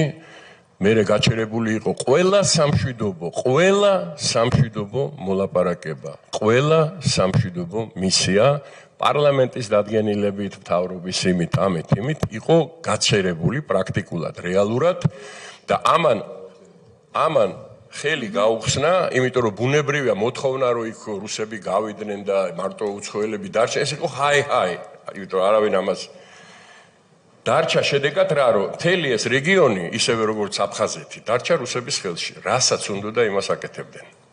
და ჩვენ სასიკეთოდ რო არაფერს არ აკეთებდნენ, მე მგონი ყველამ კარგად ვიცით და მინდა გითხრა, რა თქმა უნდა, რუსეთის არასოდეს არ მალავდა, რომ მისი ინტერესი იყო ამ რეგიონების ასე გაკონტროლება და შესაძლებელია საიტკენაც ახლა მიყავთ ეს ასე ვთქვათ იქ აფხაზეთში განსაკუთრებით ცხინვალი ნაკლებად ცხინვალი ერთადერთი იმისთვის იყო საინტერესო რომ საფრთხეს წარმოადგენდა და იმიტომ რომ რუსული ბაზა რომელიც არნახული რუსული ბაზა რომელიც არასოდეს არ ყოფილა ესეთი მასშტაბის რუსული ბაზა როგორც ახლა არის ცხინვალის რეგიონში არის 500 მეტრაში ვთქვათ იმ ცენტრალური გზიდა, რომელიც სასიცოცხლო მნიშვნელობის არის საქართველოში. და კიდე გამახსენდა უნდა ყოფილიყავი აი ესეთი სამხედრო, როგორც პოლიტიკური წარმომადგენლები გახდნენ, მე სამხედროები გახდნენ სულ ყველანი, ხო? თორე ჯართან რა კავშირი ქონდათ, რომ აგეშენებინა ქართული სამხედრო ბაზა იმის გზაზე პირდაპირ. დღეს სადაც არის, ხო? ესე იგი პირდაპირ წდება იმისი, რა ქვია, ზარბაზნის გასროლით შესაძლებელია პირდაპირ იმ შენობას მიაწვდინო ზარბაზნის ჭურვი. გორის აი სადაც არის განლაგებული, ხო? არის სენაკში და არის აქა, ხო? ეხლა შენ წარმოგიდგენია, ვინ უნდა ყოფილიყო, ვისი სააკაშვილის გადაწყვეტილი იყო, როგორც ყველაფერი, ხო? არქიტექტორიც იყო, ისიც იყო, მზვერავიც და დამზვერავიც, ხო? და ეგრეც მოხდა, პირველი სადაც შეიჭრენ რუსები, როდესაც ინტერვენცია და ოკუპაცია განახორციელეს, ახლა და ეს იყო იმ ბაზაზე, წაიღეს იქიდან ყველაფერი და კედელზე დაგვიწერეს. გრუზინი, ნაუჩიტის ვაივად, პრილიონ პრავერიმ. გადაღებული მაქვს ეგ. კედელზე. აი ეს არის პოლიტიკური ანალიზი ჩემი, შეიძლება ვწდები არ ვწდები. მადლობა ბატონო გოგა. ჩვენ მოვუსმინეთ თქვენს ყოფილ პრემიერ-მინისტრს ბატონ ზურაბ ნოღაიდელს და ვკითხეთ მას, რომ თუ ის ამბობდა, რომ ის ემხრობოდა სამშვიდობო ინიციატივებს, მხარს უჭერდა როგორც პრემიერ-მინისტრი და ასე შემდეგ. თქვენ გახსენათ, რომ ხშირად ჩადიოდით ცხინვალში და ასე შემდეგ და შემდეგ იყო ჩვენგან შეკითხვა, რომ თუ თქვენ როგორც პრემიერ-მინისტრი ემხრობოდით ამ პოლიტიკას, თუ თქვენი სახელმწიფო მინისტრი კაბინეტის წევრი წარმატებული იყო ამ მიმართულებით, მაშინ რატომ მიიღეთ მისი მოხსნის შესახებ გადაწყვეტილება? ეს ვკითხეთ. მან გვიპასუხა, რომ გარკვეული კონფრონტაცია გქონდათ თქვენ კაბინეტის სხვა წევრებთან და ეს იყო ერთ-ერთი მიზეზი. რა კონფრონტაციაზე საუბრობდა ყოფილი პრემიერ-მინისტრი და ვისთან ჰქონდათ და რატომ ეს კონფრონტაცია? ეხლა რაც შეეხება ზურაბ ნოღაიდელს, ზურაბ ნოღაიდელი თავისი საქმის ძალიან კარგი პროფესიონალი იყო და ის საქმე, რომელმაც მან განახორციელა ჯერ ფინანსთა მინისტრის და შემდეგ პრემიერ-მინისტრის თანამდებობაზე, ამაზე მეტყველებს, ამას ჩემი და მე პატივისცემას გამოვხატავ მის მიმართ. თუმცა ზურაბ ჟვანიას, ზურაბ ნოღაიდელს ეგეთი ტიპის გადაწყვეტილებებს არავინ არ ეკითხებოდა. ეს გადაწყვეტილება მიიღებოდა 4 კაცში, 5 კაცში. ამიტომ მეცაც გეტყვით, მოხსნის დღეს ზურამ დამერეკა დილით და მითხრა, რომ ამოდიო საქმე მაქვს შენთან, ავედი და 1 საათი ვიჯექით იქ რაღაცები მიედო, მოედო, ვერ მივხვდი რატო დამიძახარა, რომ გამოვედი გარეთ, დავინახე, რომ კედელი არის ჟურნალისტების. და ვიფიქრე მეთქი რამე დელეგაცია ხო არ არის აქ რაღაცა მოვიკითხე თურმე მემელოდებიან მოხსნილი ვარ უკვე ისიც კი ვერ მითხრა რომ მოხსნილი ვიყავი ხო მაგრამ თვითონ აწერდა ხელს ხო მოხსნა შეიძლება აწერდა მაგრამ გადაწყვეტილებას ვინ ღებულობდა ეგ არის მთავარი გადაწყვეტილება გამოწვეული იყო 2 მიზეზით ერთი ოქრუაშვილი და მეორე არ დამავიწყდება ის დემოკრატიებზე და თავისუფლებაზე პრეტენზიები რო აქვს ის რო არის რა ქვია ტელევიზიები რა ეს გაგრიგალია რო არის პირდაპირ ეთერში სადაც დამიძახეს იმ წინა დღეს 2 დღით ადრე ბარიერთან იყო ესეთი გადაცემა და მე ვიყავი ერთადერთი მინისტრი რომელიც გირგვლიანის პროცესებზე დადიოდა და რომელმაც თავრობის ფორმაზე პირდაპირ უთხარი რომ მეთქი თუ რამე და ტელევიზორშიც მაქვს ნათქვამი თუ რამე ამ თავრობას თუ რამე დააქცევს გირგვლიანის საქმე მეთქი ისეთი რამეა მომხდარი და ეს მოუყევი ყველაფერი და მე ბოლოს უკვე გადაცემა თავდება და უცებ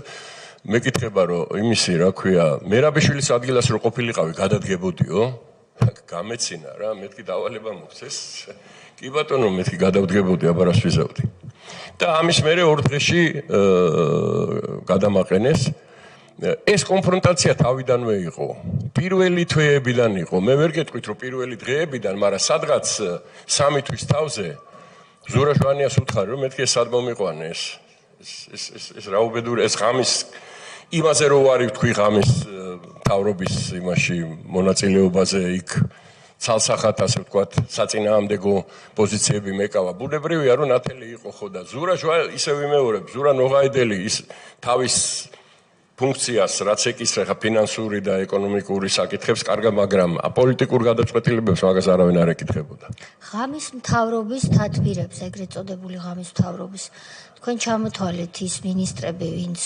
ესწრებოდნენ მაგრამ აი როგორი გარემო იყო ეს იყო შეიძლება ღამე იყოს თათბირი მაგრამ ეს იყოს ოფიციალური გარემო თუ ეს იყო რაღაცა ბიჭების შეკრება აი მაგალითს გეტყვით რა აი როგორი გარემო იყო იქიდან შეგიძლია წარმოიდგინოთ რომ უშიშროების საბჭოს ხდომებს თემურ ალასანია ესწრებოდა მიშა სააკაშვილის ბიძა რომელიც წლების მანძილზე მუშაობდა საგარეო საქმეთა სამინისტროში საბჭოთა კავშირის და გაეროში კურირობდა იმის შეერაღების კომიტეტში იყო და ფსბ-ს თანამშრომელი იყო ამაზე ორი აზრი არ არსებობს უშიშროების საბჭოს ხდომებს ესწრებოდა მე ვიყავი ერთ პერიოდი უშიშროების საბჭოს წევრი მე ბუნებრივია ზურას მე მომაშორეს იქიდან და ეს იყო არ ვიცი თუ გაქვთ ნანახი ჰეროკრატია იქ არის ეპიზოდი როდესაც სუფრაზეს ხედან და ინაწილებენ საქართველოს ეს არის ერთ-ერთი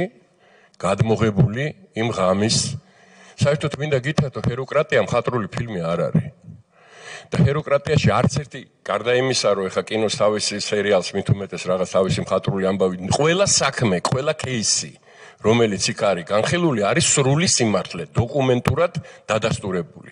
აი ეს კადრი შეუძლია მთელმა ამ ოლეოლა ახალგაზრდებმა ნახონ და იქ ზუსტად არის აღწერილი, რას იძახის ოქროაშვილი, როგორი ნაწილებენ ერთმანეთში პორტებს, როგორი ნაწილებენ ერთმანეთში იქ რაღაცა საბაჟოებს იქ, გავლენებს იქ, უმაღლეს სასწავლებლებში უნდა მიხედოს, ბოკერიაც ესწრებოდა ერთ-ერთი ძირითადი იდეოლოგი მაგათი დღეს რო ის რო გახდა, რა ქვია, ფედერალისტი და ასე შემდეგ და ასე ძალიან გავლენიანი ფიგურა იყო. ფედერალისტი არა, ფედერალისტის მეუღლე გახდა.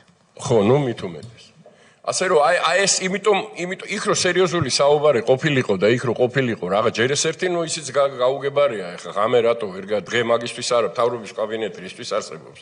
იქ მაგრამ იქ მიდიოდა აი საქართველოს გადანაწილება. ეს მათთვის სამშობლო არც ერთთვის არ არის.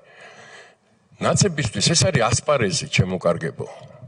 მაშინდელი ნაცებისთვის, დღევანდელი ნაცები, ეს არის ასპარეზი, კეთილდღეობის, პატივმოყვარეობის, თავისი ამბიციების დასაკმაყოფილებელი. როგორც სამშობლოს არც მაშინ უყურებდნენ და არც ახლა უყურებენ. გასაგებია. კითხვებზე გადავიდეთ მაშინ, ბატონი სოზარი, ბატონი გურამი, ბატონი სოზარი და შემდეგ სხვა წევრები. გამარჯობთ. ბატონო გოგა, დიახ, ჩვენთან იყო ბატონი ზურაბ ნოღაიდელი, ალბათ მათია მახსენა. ერთ-ერთ ეპიზოდში მან თქვა, რომ ცხინვალის რეგიონში იყო რაღაცა დაძაბული მომენტები ხოლმე, მაგრამ 2004 თქვენც ახსენეთ ეხლა რომ 2004-ში იყო. დიახ. ეს სიტუაცია დაძაბული მომენტი, თუმცა მაშინ ეს ჩვენთვის ესე ცნობილი არ იყო, მაგრამ ბატონო ზურაბმა თქვა, რომ 2006-ში იყო განსაკუთრებულად დაძაბული სიტუაცია და ასევე აღნიშნა, რომ ძალიან დიდი ძალისხმევა დაგჭირდაო იმასთან დაკავშირებით, რომ განეიტრალებულიყო აი ეს დაძაბულობა ცხინვალის რეგიონში. ეხლა თქვენ 2004 ახსენეთ და გასაგებია ეს ჩვენ მაშინაც საზოგადოებამ ტელევიზიიდანაც ნაწილობრივ ვიცოდით, რა თქმა უნდა ნაწილი მეორე თქვენ თქვით, მაგრამ აი ეს 2006-ში რა იყო, როდესაც ბატონმა ზურაბმა თან თავისი ინიციატივით თქვა ეს, რომ ძალიან დიდი ძალისხმევა დაჭირდათ, რომ არ მომხდარიყო ის. აი კაზაკებზე თავდასხმა ვითომ რა. დიახ. აი კაზაკები რომ აღმოაჩინა იქ ოქროაშვილმა. და აი შორის 2004-ში არანალეკლები დაძაბულობა იყო, ეს ხდება იმ დღეს, როდესაც გია ვოლსკი და მე ვართ SKK-ს ხდომაზე ცხინვალში. და დაიწყო სროლები. საშინელი სროლები მიდის. იქით ვრეკავთ ეძახიან ესენი ისვრიანო, აქით ვრეკავთ ის აძახიან ისინი ისვრიანო. მერე დაიწყო ისიც საარტილერიო ისიც გაისვა და მე დაურეკე ბარამიძეს, ბარამიძე არის თავდაცვის მინისტრი. მე ვთხარი ბიჭო, მეთქი თქვენ ის გიორგი სააკაძის შვილი რო არის, პაატა ხო არ გონივართ მეთქი აქ ცხინვალში რომ დამტოვეთ და ის სროლა რო დაიწყეთ მეთქარ. ჩვენ არ ვისვით ისინი ისვრიანო, ისინი ასენი მერე დავჯექით მანქანაში, მე ვთხარი რომ მეთქი დავჯექით მანქანაში. აი ეს ბარანკევიჩი, მაშინ იყო ბარანკევიჩი ამ შეერაღებული ძალების იქაურის რა. ერთი გულიევი იყო, საჩურის არ იყო ცუდი ბიჭი, მცხეთაში იყო გასდილი, ვლადიკავკაზში ცხოვრობდა და იქიდან გადმოყვანილი იყო შინაგან საქმეთა მინისტრად, ის ესწრებოდა ხოლმე და ძალიან ისეთი პოზიცია ეკავა, იმას ხოვე დავჯექით გიად შავჯექით მანქანაში. ამ იმასთან რა ქვია, კურამბეკოვი კი არა ამ იმასთან. და წავედით, გზაში რომ მივდივართ, რაცია აქვთ მანქანაში და იქ მესლი პირველი პოსტ ვიძით, ვторой პოსტ ვიძით და ისინიც მიხვდნენ რომ მეც მივხვდი პოსტები სად აყავთ. იმიტომ ეს მანქანა რომ მოძრაობდა, იქ ამასე ეგ იყო მაგათი ხელმძღვანელი და იქ მოდიოდა ინფორმაცია რომ проехал первый машина проехал და მე და მოტრიალდა და გაეცინა რა, oni tak ani tak все знают. და ავედით იქა. ბარამიძე მოვიდა 40 კაცი დაცვით.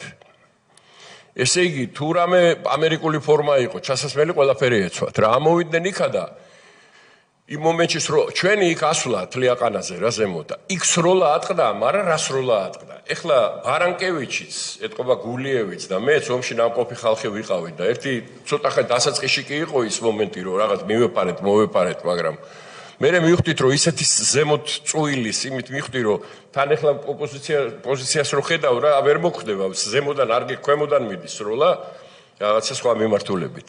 ავდექით, აქით გავიხედე და ბარამიძეს ტალახში წევს და ზეს ერთი 40 კაცი აწევს ზემოდან, იცავენ, რომ ტყვია არ მოხდეს. ერთი 20 წუთი დაგჭირდა, რომ გაგვეწია სულ ყველანი რომ ის თავდაცვის მინისტრი გამოგვეყვანა საქართველოს თავდაცვის მინისტრი ყლაპუდან და მაშინ იყო იქ ნათელი აბსოლუტურად რომ ეს იყო წმინდა წყლის პროვოკაციები წმინდა წყლის თუმცა ამ პროვოკაციებს რამოდენიმეჯერ მსხვერპლი მოყვა როგორც მშვიდობიან მოქალაქეებში ისე ქართულ სამხედროებში ძირითადად და ქართული სამხედროები მე მინდა გითხრათ თქვენ რამდენჯერმე ახსენეთ აქ რა ქართველის ქედი მინდა მოვიხარო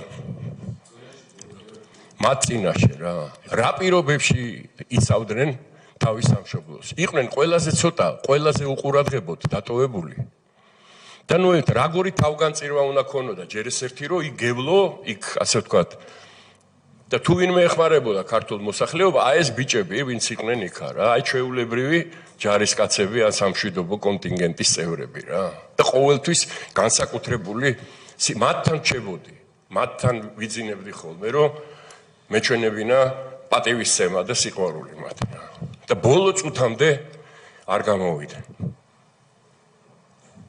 სამ პოლიტიკური იმებისგან განსხვავებით რა იქ ვერ ხედავდნენ სროლა რომ დაიწყო 31 იმას ივლისს მე 7 ღამე დიღომში ცხოვრობ და იმაში ცაზე ვხედავდი აქედან დიღმიდან ვხედავდი იქ რა ხდება და ეს აქ იჯდა ეს მინისტრის მოადგილე და იტყუებოდა აი აქ გიყვებოდათ რომ იქ თურმე სროლა ვერ ვხედავდიო როგორ შეიძლება ცხინვალი არის ორი ქუჩა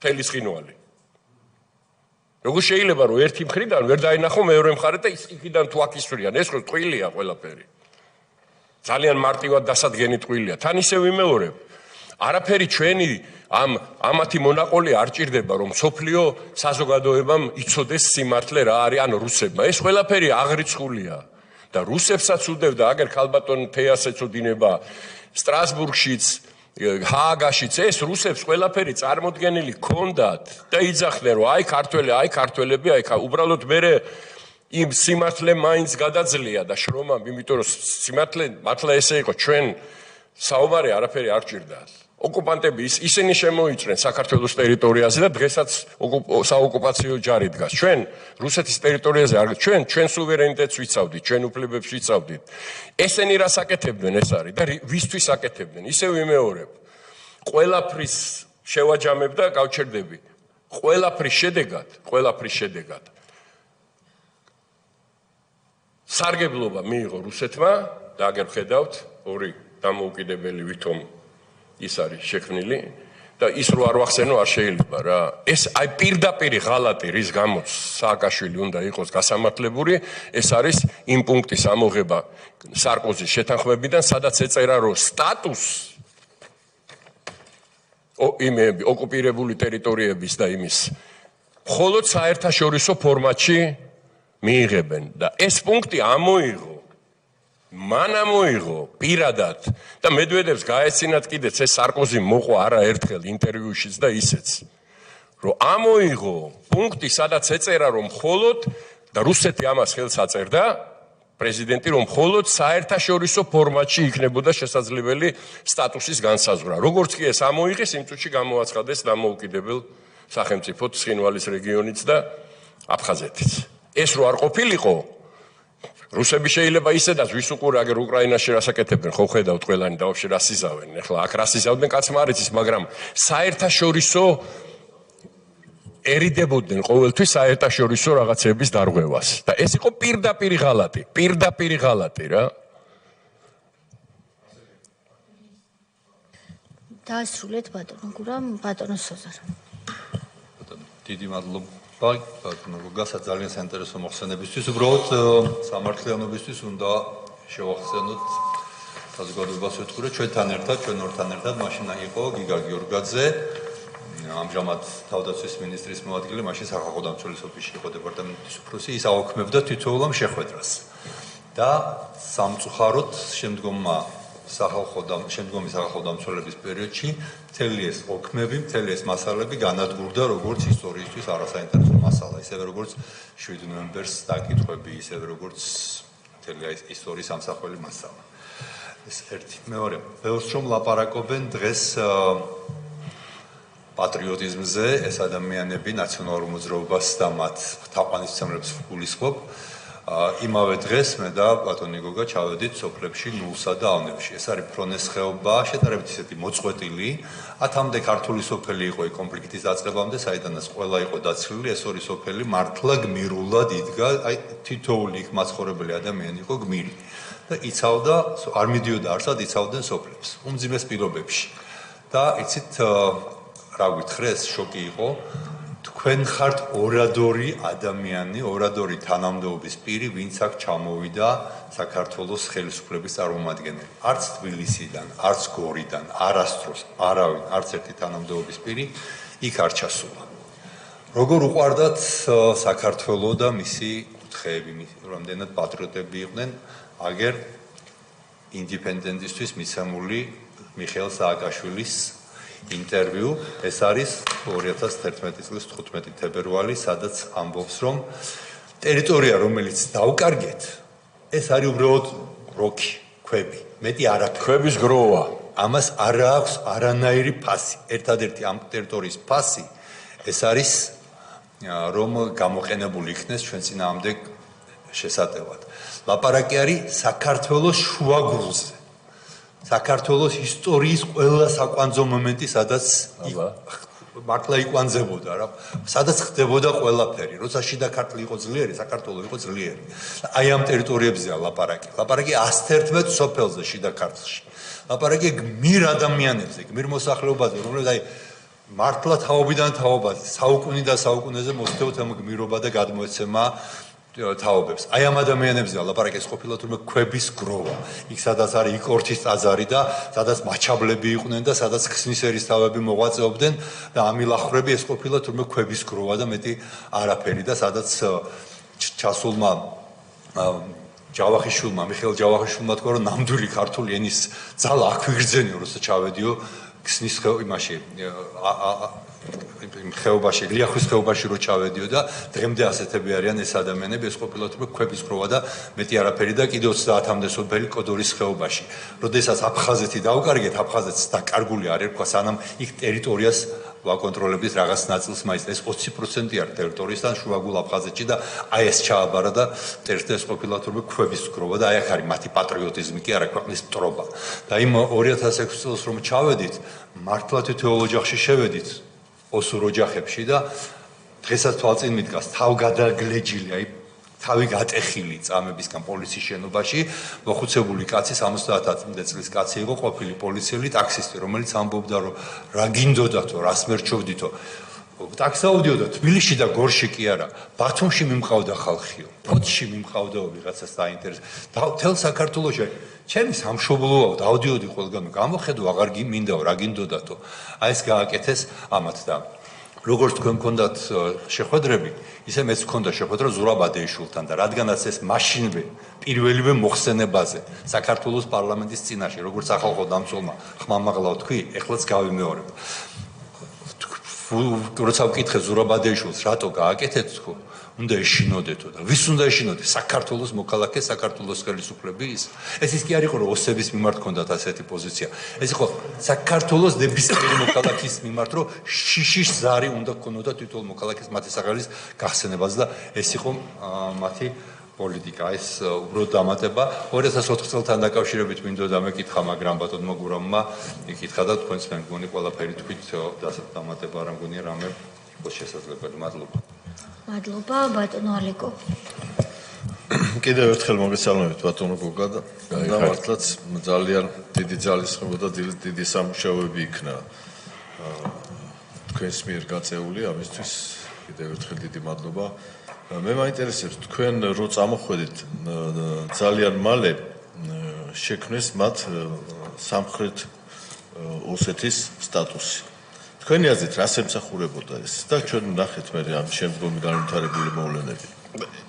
ეხლა ზუსტად ეს ჩავიწერე რა, მადლობა ამ შეკითხვისთვის და 2004 წლის მაისში ჯერ კიდე, როდესაც თქვა იქიდან დავბრუნდით რა იმ ცნობილი შეხვედრიდან.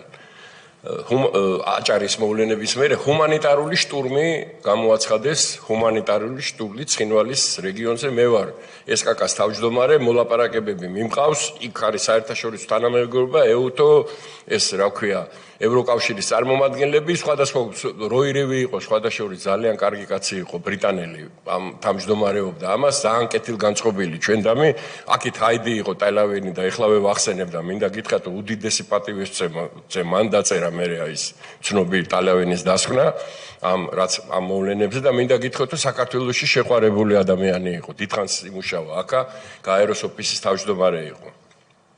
მაშინ წამოიწყეს ესეთი ჰუმანიტარული შტურმი და ამ ჰუმანიტარული შტურმის შესახებ შემთხვევით შევიტყვე, იმიტომ რომ ხატია დეკანოიძე დანიშნეს მაშინ მერაბიშვილის მოადგილე, თუშიშროების მოადგილე და ახლა იქ რო არის ძველი პარლამენტთან ზემოთ შენობა რო არის.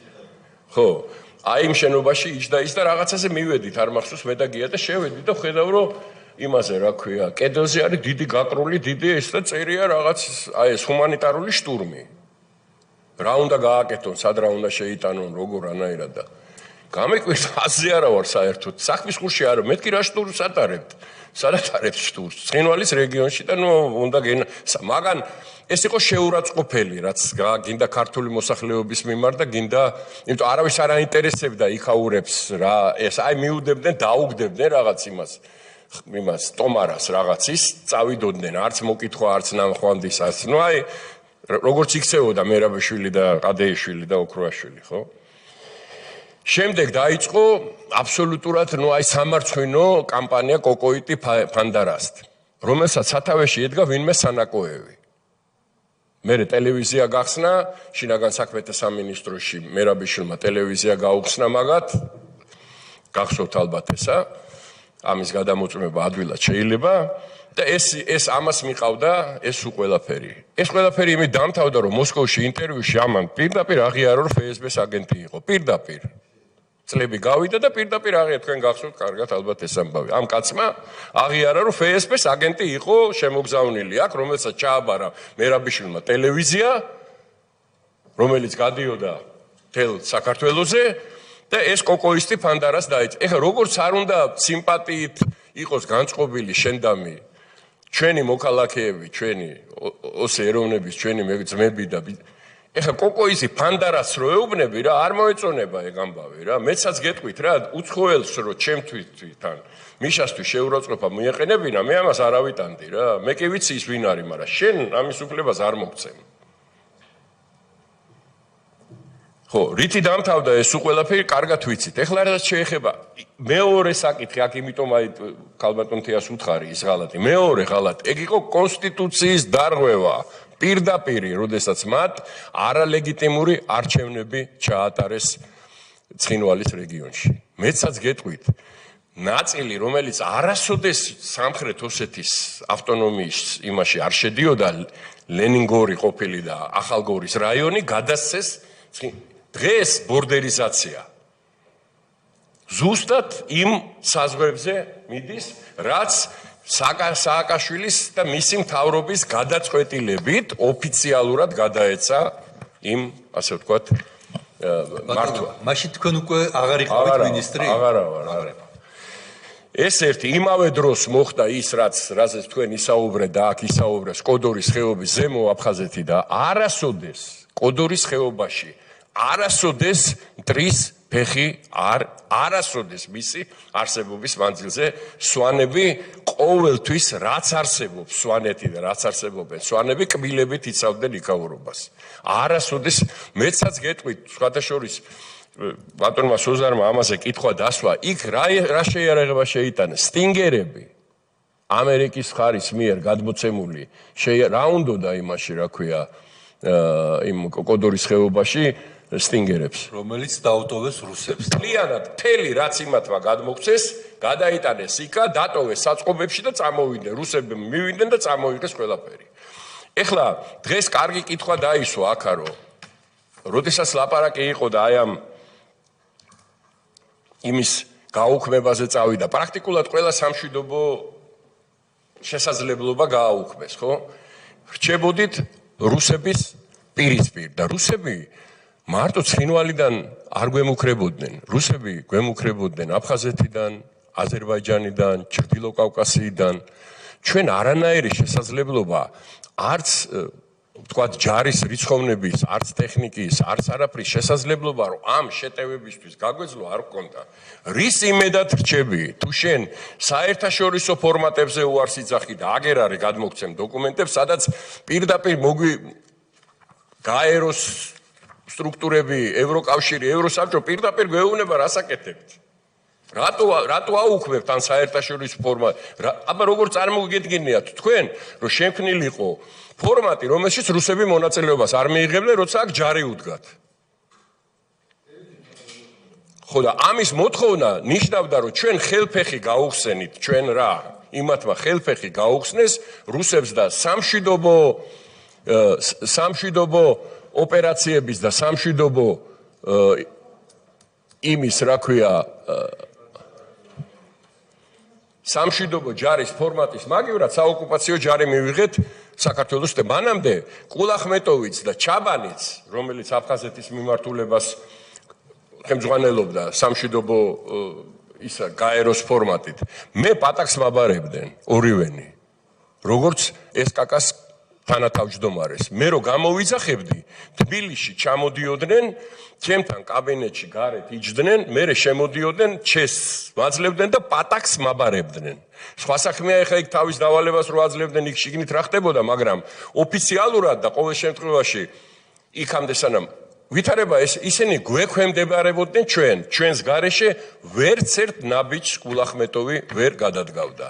ვერც ერთს, ვერც კულახმეტოვი და ვერც ჩაბანი. და ბოლოს ორი ქართველი ჯარისკაცის სამძიმარიც არ გამოუცხადა ქართულ მხარეს, ისე გაუარესდა ბოლოს ურთიერთობები. კი ბატონო. ბატონი სოზარი, ბატონი ილია, ბატონი ალეკო. თქვენ არ გაქვთ შეკითხვა. როირივი ახსენეთ და მონიშნული მქონდა სწორედ ეს თემა. კარგად მახსოვს ეს ადამიანი ძალიან გამოცდილი დიპლომატი იყო. ვინა? როირივი. ძალიან გამოცდილი და ძალიან დიდ პატივს სცემდნენ საერთაშორისო წრეებში. ძალიან დაეძაბა ურთიერთობა ჩვენი ხელისუფლების წარმომადგენლებთან, პრაქტიკულად აგენტად აცხადებდნენ და იმ დონეზე იყო. მე მახსოვს ვენაში მქონდა შეხვედრა ბრიტანეთის წარმომადგენელთან გაეროში, ბრიტანეთის მისიის ხელმძღვანელთან, რომელიც გამოთქვამდა ძალიან დიდ წუხილს ამასთან დაკავშირებით, რომ როგორ შეიძლება ეს ადამიანი ასე გაამწავროთ, 2006 წელი იყო ეს.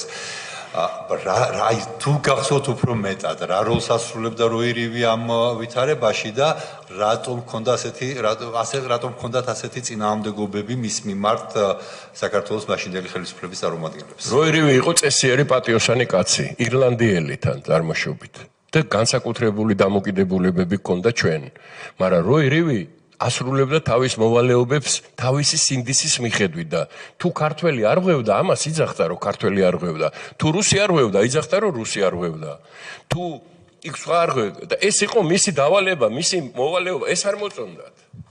რომ სიმართლეს იძახდა, არ ტყუოდა, არ ბილებდა. ამის აი მეგეუბნე, არ ბილებდა, მაგრამ ფაქტს ვერ აულიდა გვერდს.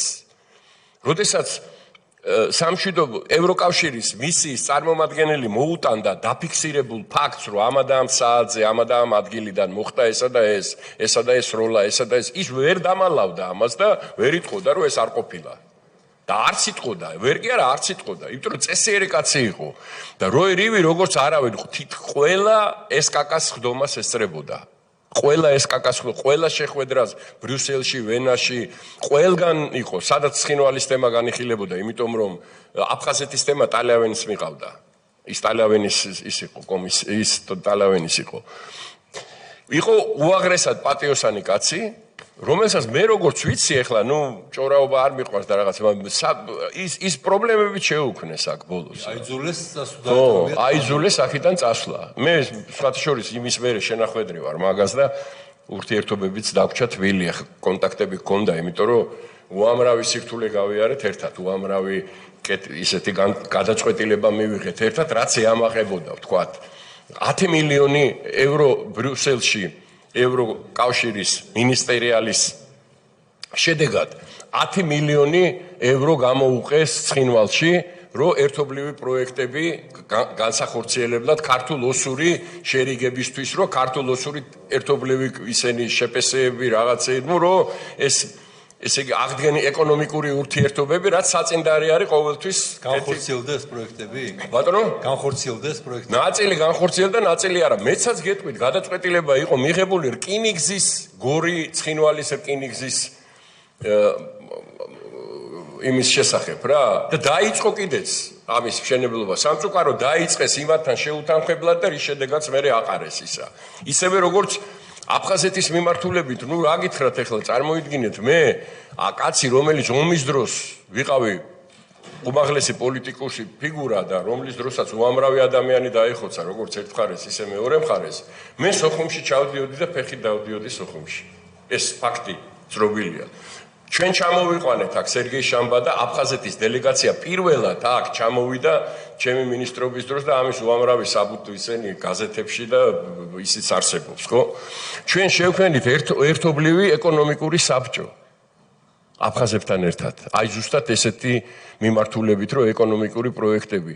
პირველად საერთოდ იმ ომის მერე პირველად ჩვენი გადაწყვეტილების შედეგად, რომელიც ითვალისწინებდა რკინიგზის აღდგენას, რკინიგზის ასე ვთქვათ, აფხაზეთით გავლით, თბილისის აღდგენას ქართველი რკინიგზელები შევიდნენ იმ ტერიტორიაზე, ოკუპირებულ ტერიტორიაზე და ისინი იქ მუშაობდნენ, ეგ იცოდა სულ ყველამ, რომ ეს ქართველები არიან, რომლებსაც დაიწყეს ამ გზის გაწმენდითი სამუშაოები. და ლაპარაკი იმაზე, რომ ეს იყო, ეხლა თქვენ წარმოიდგინეთ, როგორც კი დაიწყებდა მოძრაობას იქ, ხო, მატარებელი, ეხლა ოჩამჩირეში, გალში, 1000 სადგურებზე, ხო, ავტომატებით ხო არ დადგებოდნენ ისინი, რა ქვია, რომ ქართველი ხარ, ჩინელი ხარ, იტალიელი ხარ, ხო?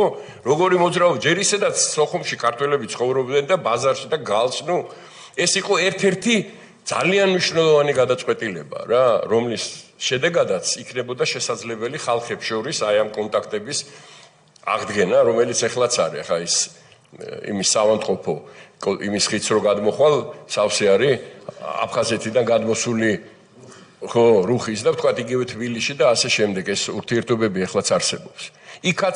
იქამდე იყო რომ ღამე, აბა ჩემამდე იქ არც ერთი ქართული სახელმწიფოს საქართველოს მხარის არც მინისტრი და არც ოფიციალური პირი არ ყოფილა და მე ღამე დავრჩი იქა. და ის იყო მაშინ ბაგაფში პრეზიდენტი de facto და ერთადერთი წესებში მოყვანილი ყოფილი რიცა სასტუმრო მე ოტელ რიც ვეძახდი იქ იყო რესტორანი.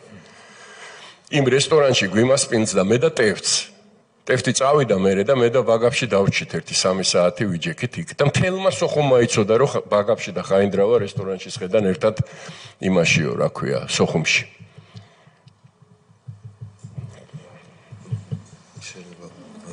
და რატომ აღარ გაგრძელდა ეს პროექტი ახლა რასაც თქვენ ბრძანებთ? რატო დასრულდა? როგორ და გაწყვით ყველაფერი გააჩერეს. ჩვენს ვერე ყველაფერი ხო გეუბნებით. არანაირი პროცესი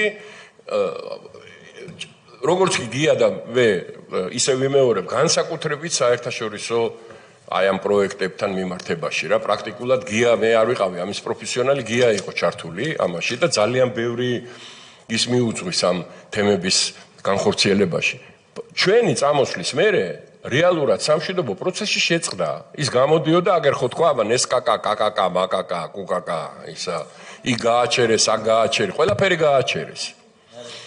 სამშვიდობო პროცესი გააჩერეს, იმიტომ რომ მათი მიზანი არ იყო მშვიდობა საქართველოში. მასში მიზანი იყო მსახურება. როგორც დღეს ემსახურებიან deep states, ხო? და ეს მთელი მსოფლიოსთვის გახდა ცალსახად ყველა ვხედავთ ამას და მადლობა ღმერთს ქართული საზოგადოებაც ხედავს ამას და ხვდება უკვე ზუსტად ესე ემსახურებოდნენ მაშინაც და შედეგად ვინ მიიღო დივიდენდები მიიღო რუსეთმა და ამერიკის შეერთებულ შტატებმა აი დიკ ჩეინი ცნობილი ქორი და მე მაგის ის რომ მოვიდა რა ქვია მინდა გაგახსენოთ რომ ჰილარი კლინტონი 2009 წელს 2009 წელს ახალი დამთავრებულია უბედურება საქართველოში, ხო? აქ დაიფხრეს, იქ დაიფხრეს, იქ მოკლეს, ის აიღეს. ეს აიღეს ლავროვთან ერთად იმის გადატვირთვის კნოპკები დადიოდნენ და არანაირი რეაგირება იმაზე, რაც მოხდა საქართველოში. ასე რომ ეს ზღაპრები რომ ჩვენ სადღაც მეგობრები გვყავს.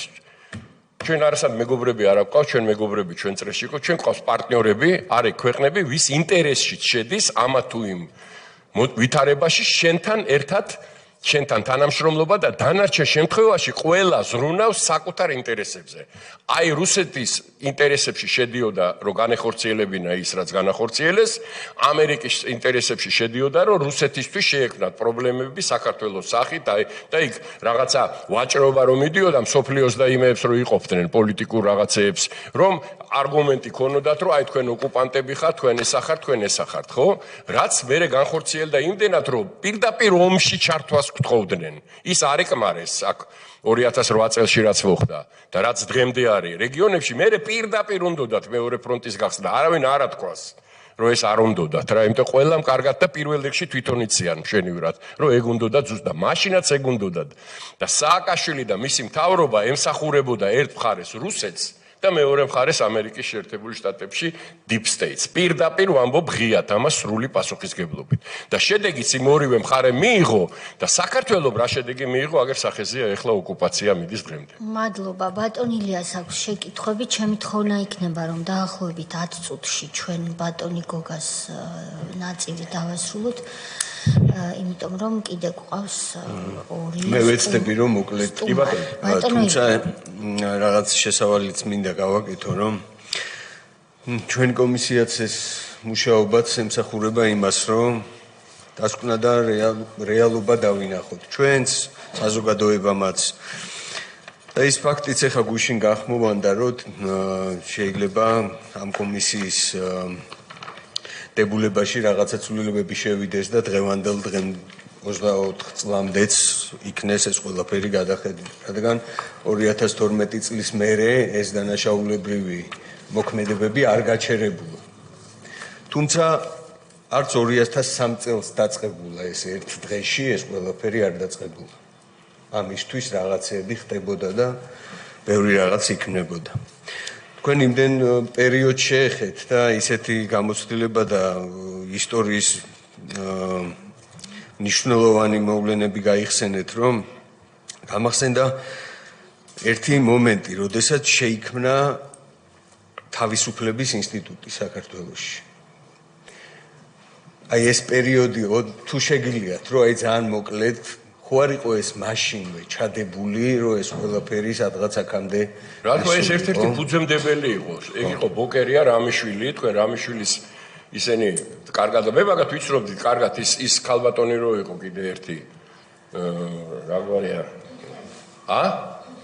ხო თეა თუთმე და ასე შემდეგ ეს რო რამიშვილი განსაკუთრებით ამის გარშემო მინდოდა მაგრამ რადგან ეხლა ეგ და არა მარტო ეს თქვა კიდე ალბათ რამდენი ეს იყო სადაზვერო ორგანიზაციები პირდაპირ ღიად რომელიც ემსახურებოდნენ იმ ინტერესს რომელიც იქიდან მოდიოდა იმიტომ ფინანსდებოდნენ ესე ისე როგორც მე თქვა ეს კაპიტანი გიგაური ნუ სასაცილო საათაშორის რა წარმოიდგინეთ რა რაზე ვლაპარაკობთ საერთოდ რა კავშირი აქვს მაგათ საქართველოსთან ესენი ემსახურებოდნენ იმას რაშიც ფულს აძლევდნენ რაშიც ბოლოს მოვიკეთ ეს ვარდების რევოლუცია ეგრეთ წოდებული გარკვეულ წილად რა თქმა უნდა მომზადებული იყო აი თავისუფლების ინსტიტუტი იყო ძალიან თუ გახსოვთ ის პირველი შეტევები იმაზე ეკლესიაზე ეგ მაგათი მონაწილეობით ხდებოდა სად გაქრა ის რამიშვილი იდეოლოგი იყო ამ ორგანიზაციის ისევე როგორც ბოკერია წლამდე მისვლის პერიოდიც რაღაცა მნიშვნელოვანი კი მანამდე ესე იგი მთლიანად ორ ადგილას მე მინდა გითხრათ რომ მე მაშინ მაგათთან ურთიერთობა მქონდა იმიტომ რომ ჩემთვისაც თქვა ამოწურა რა იმ ხელისუფლებამ რომელიც იმ დრომდე იყო ნუ აი ჯერზე ქუჩაში ეკო ის ხელისუფლება აღარ იყო ეხლა ნარჩი რომ ადამიანი პრემიერ-მინისტრობას მოიგებდა ხო იქ ლაპარაკის ედმე ამიტომ ბუნებრივია მე ამათ კარგად არ ვიცნობდი ჩემზე ახალგაზრდები იყვნენ ბევრად ამიტომ რაღაცა მაინტერესებდა რომ ეს საერთაშორისო რაღაცა რა ხდება და იქ კონტაქტი მქონდა სხვათა შორის თაწმინდაზე ჰქონდათ იმ კონსერვატორიის პირდაპირ ჰქონდათ ოფისი მაშინის პირველი ოფისი მე გახდნენ ფუფუნებაში ხო კარგი ხო და მაგათთან ურთიერთობა მქონდა ნუ ეს ჩემთვის მერე გახდა ნათელი ხო აი რომ ძალიან სწრაფად როცა ეს გადატრიალება მოხდა თქვა ვინ იყვნენ რა იყვნენ და რას ემსახურებოდნენ კი ბატონო და ის გამოცდილება ეხლა თქვენ რას თქვით რომ სოხუმში ჩადიოდით ეს შეხვედრები ტარდებოდა ცხინვალში ამდენი დრო გაატარეთ ესე თავისუფლად ურთიერთობდით ამ ხალხთან მე მაინც იმედს ვიტოვებ და მჯერა რომ ამ ყველაფრის აღდგენა შესაძლებელია და ამ ყველაფრის მოbrunება შესაძლებელია და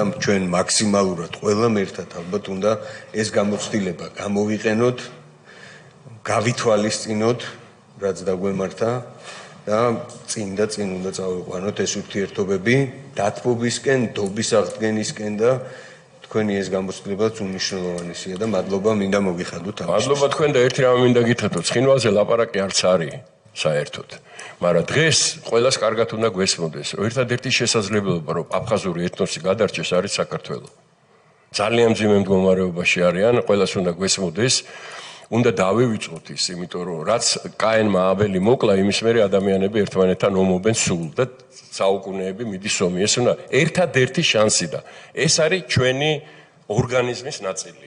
საქართველოს აფხაზეთის გარეშე და აფხაზების გარეშე წარმოუდგენელი არც არასოდეს არ. ამიტომ ყველაფერი უნდა გავაკეთოთ, ხშირად საკუთარი თავის ინტერესებსაც შეიძლება დავაბიჯოთ და შევქნათ პირობა, რომ აფხაზური ეთნოსი გადარჩეს და აფხაზეთი გადარჩეს.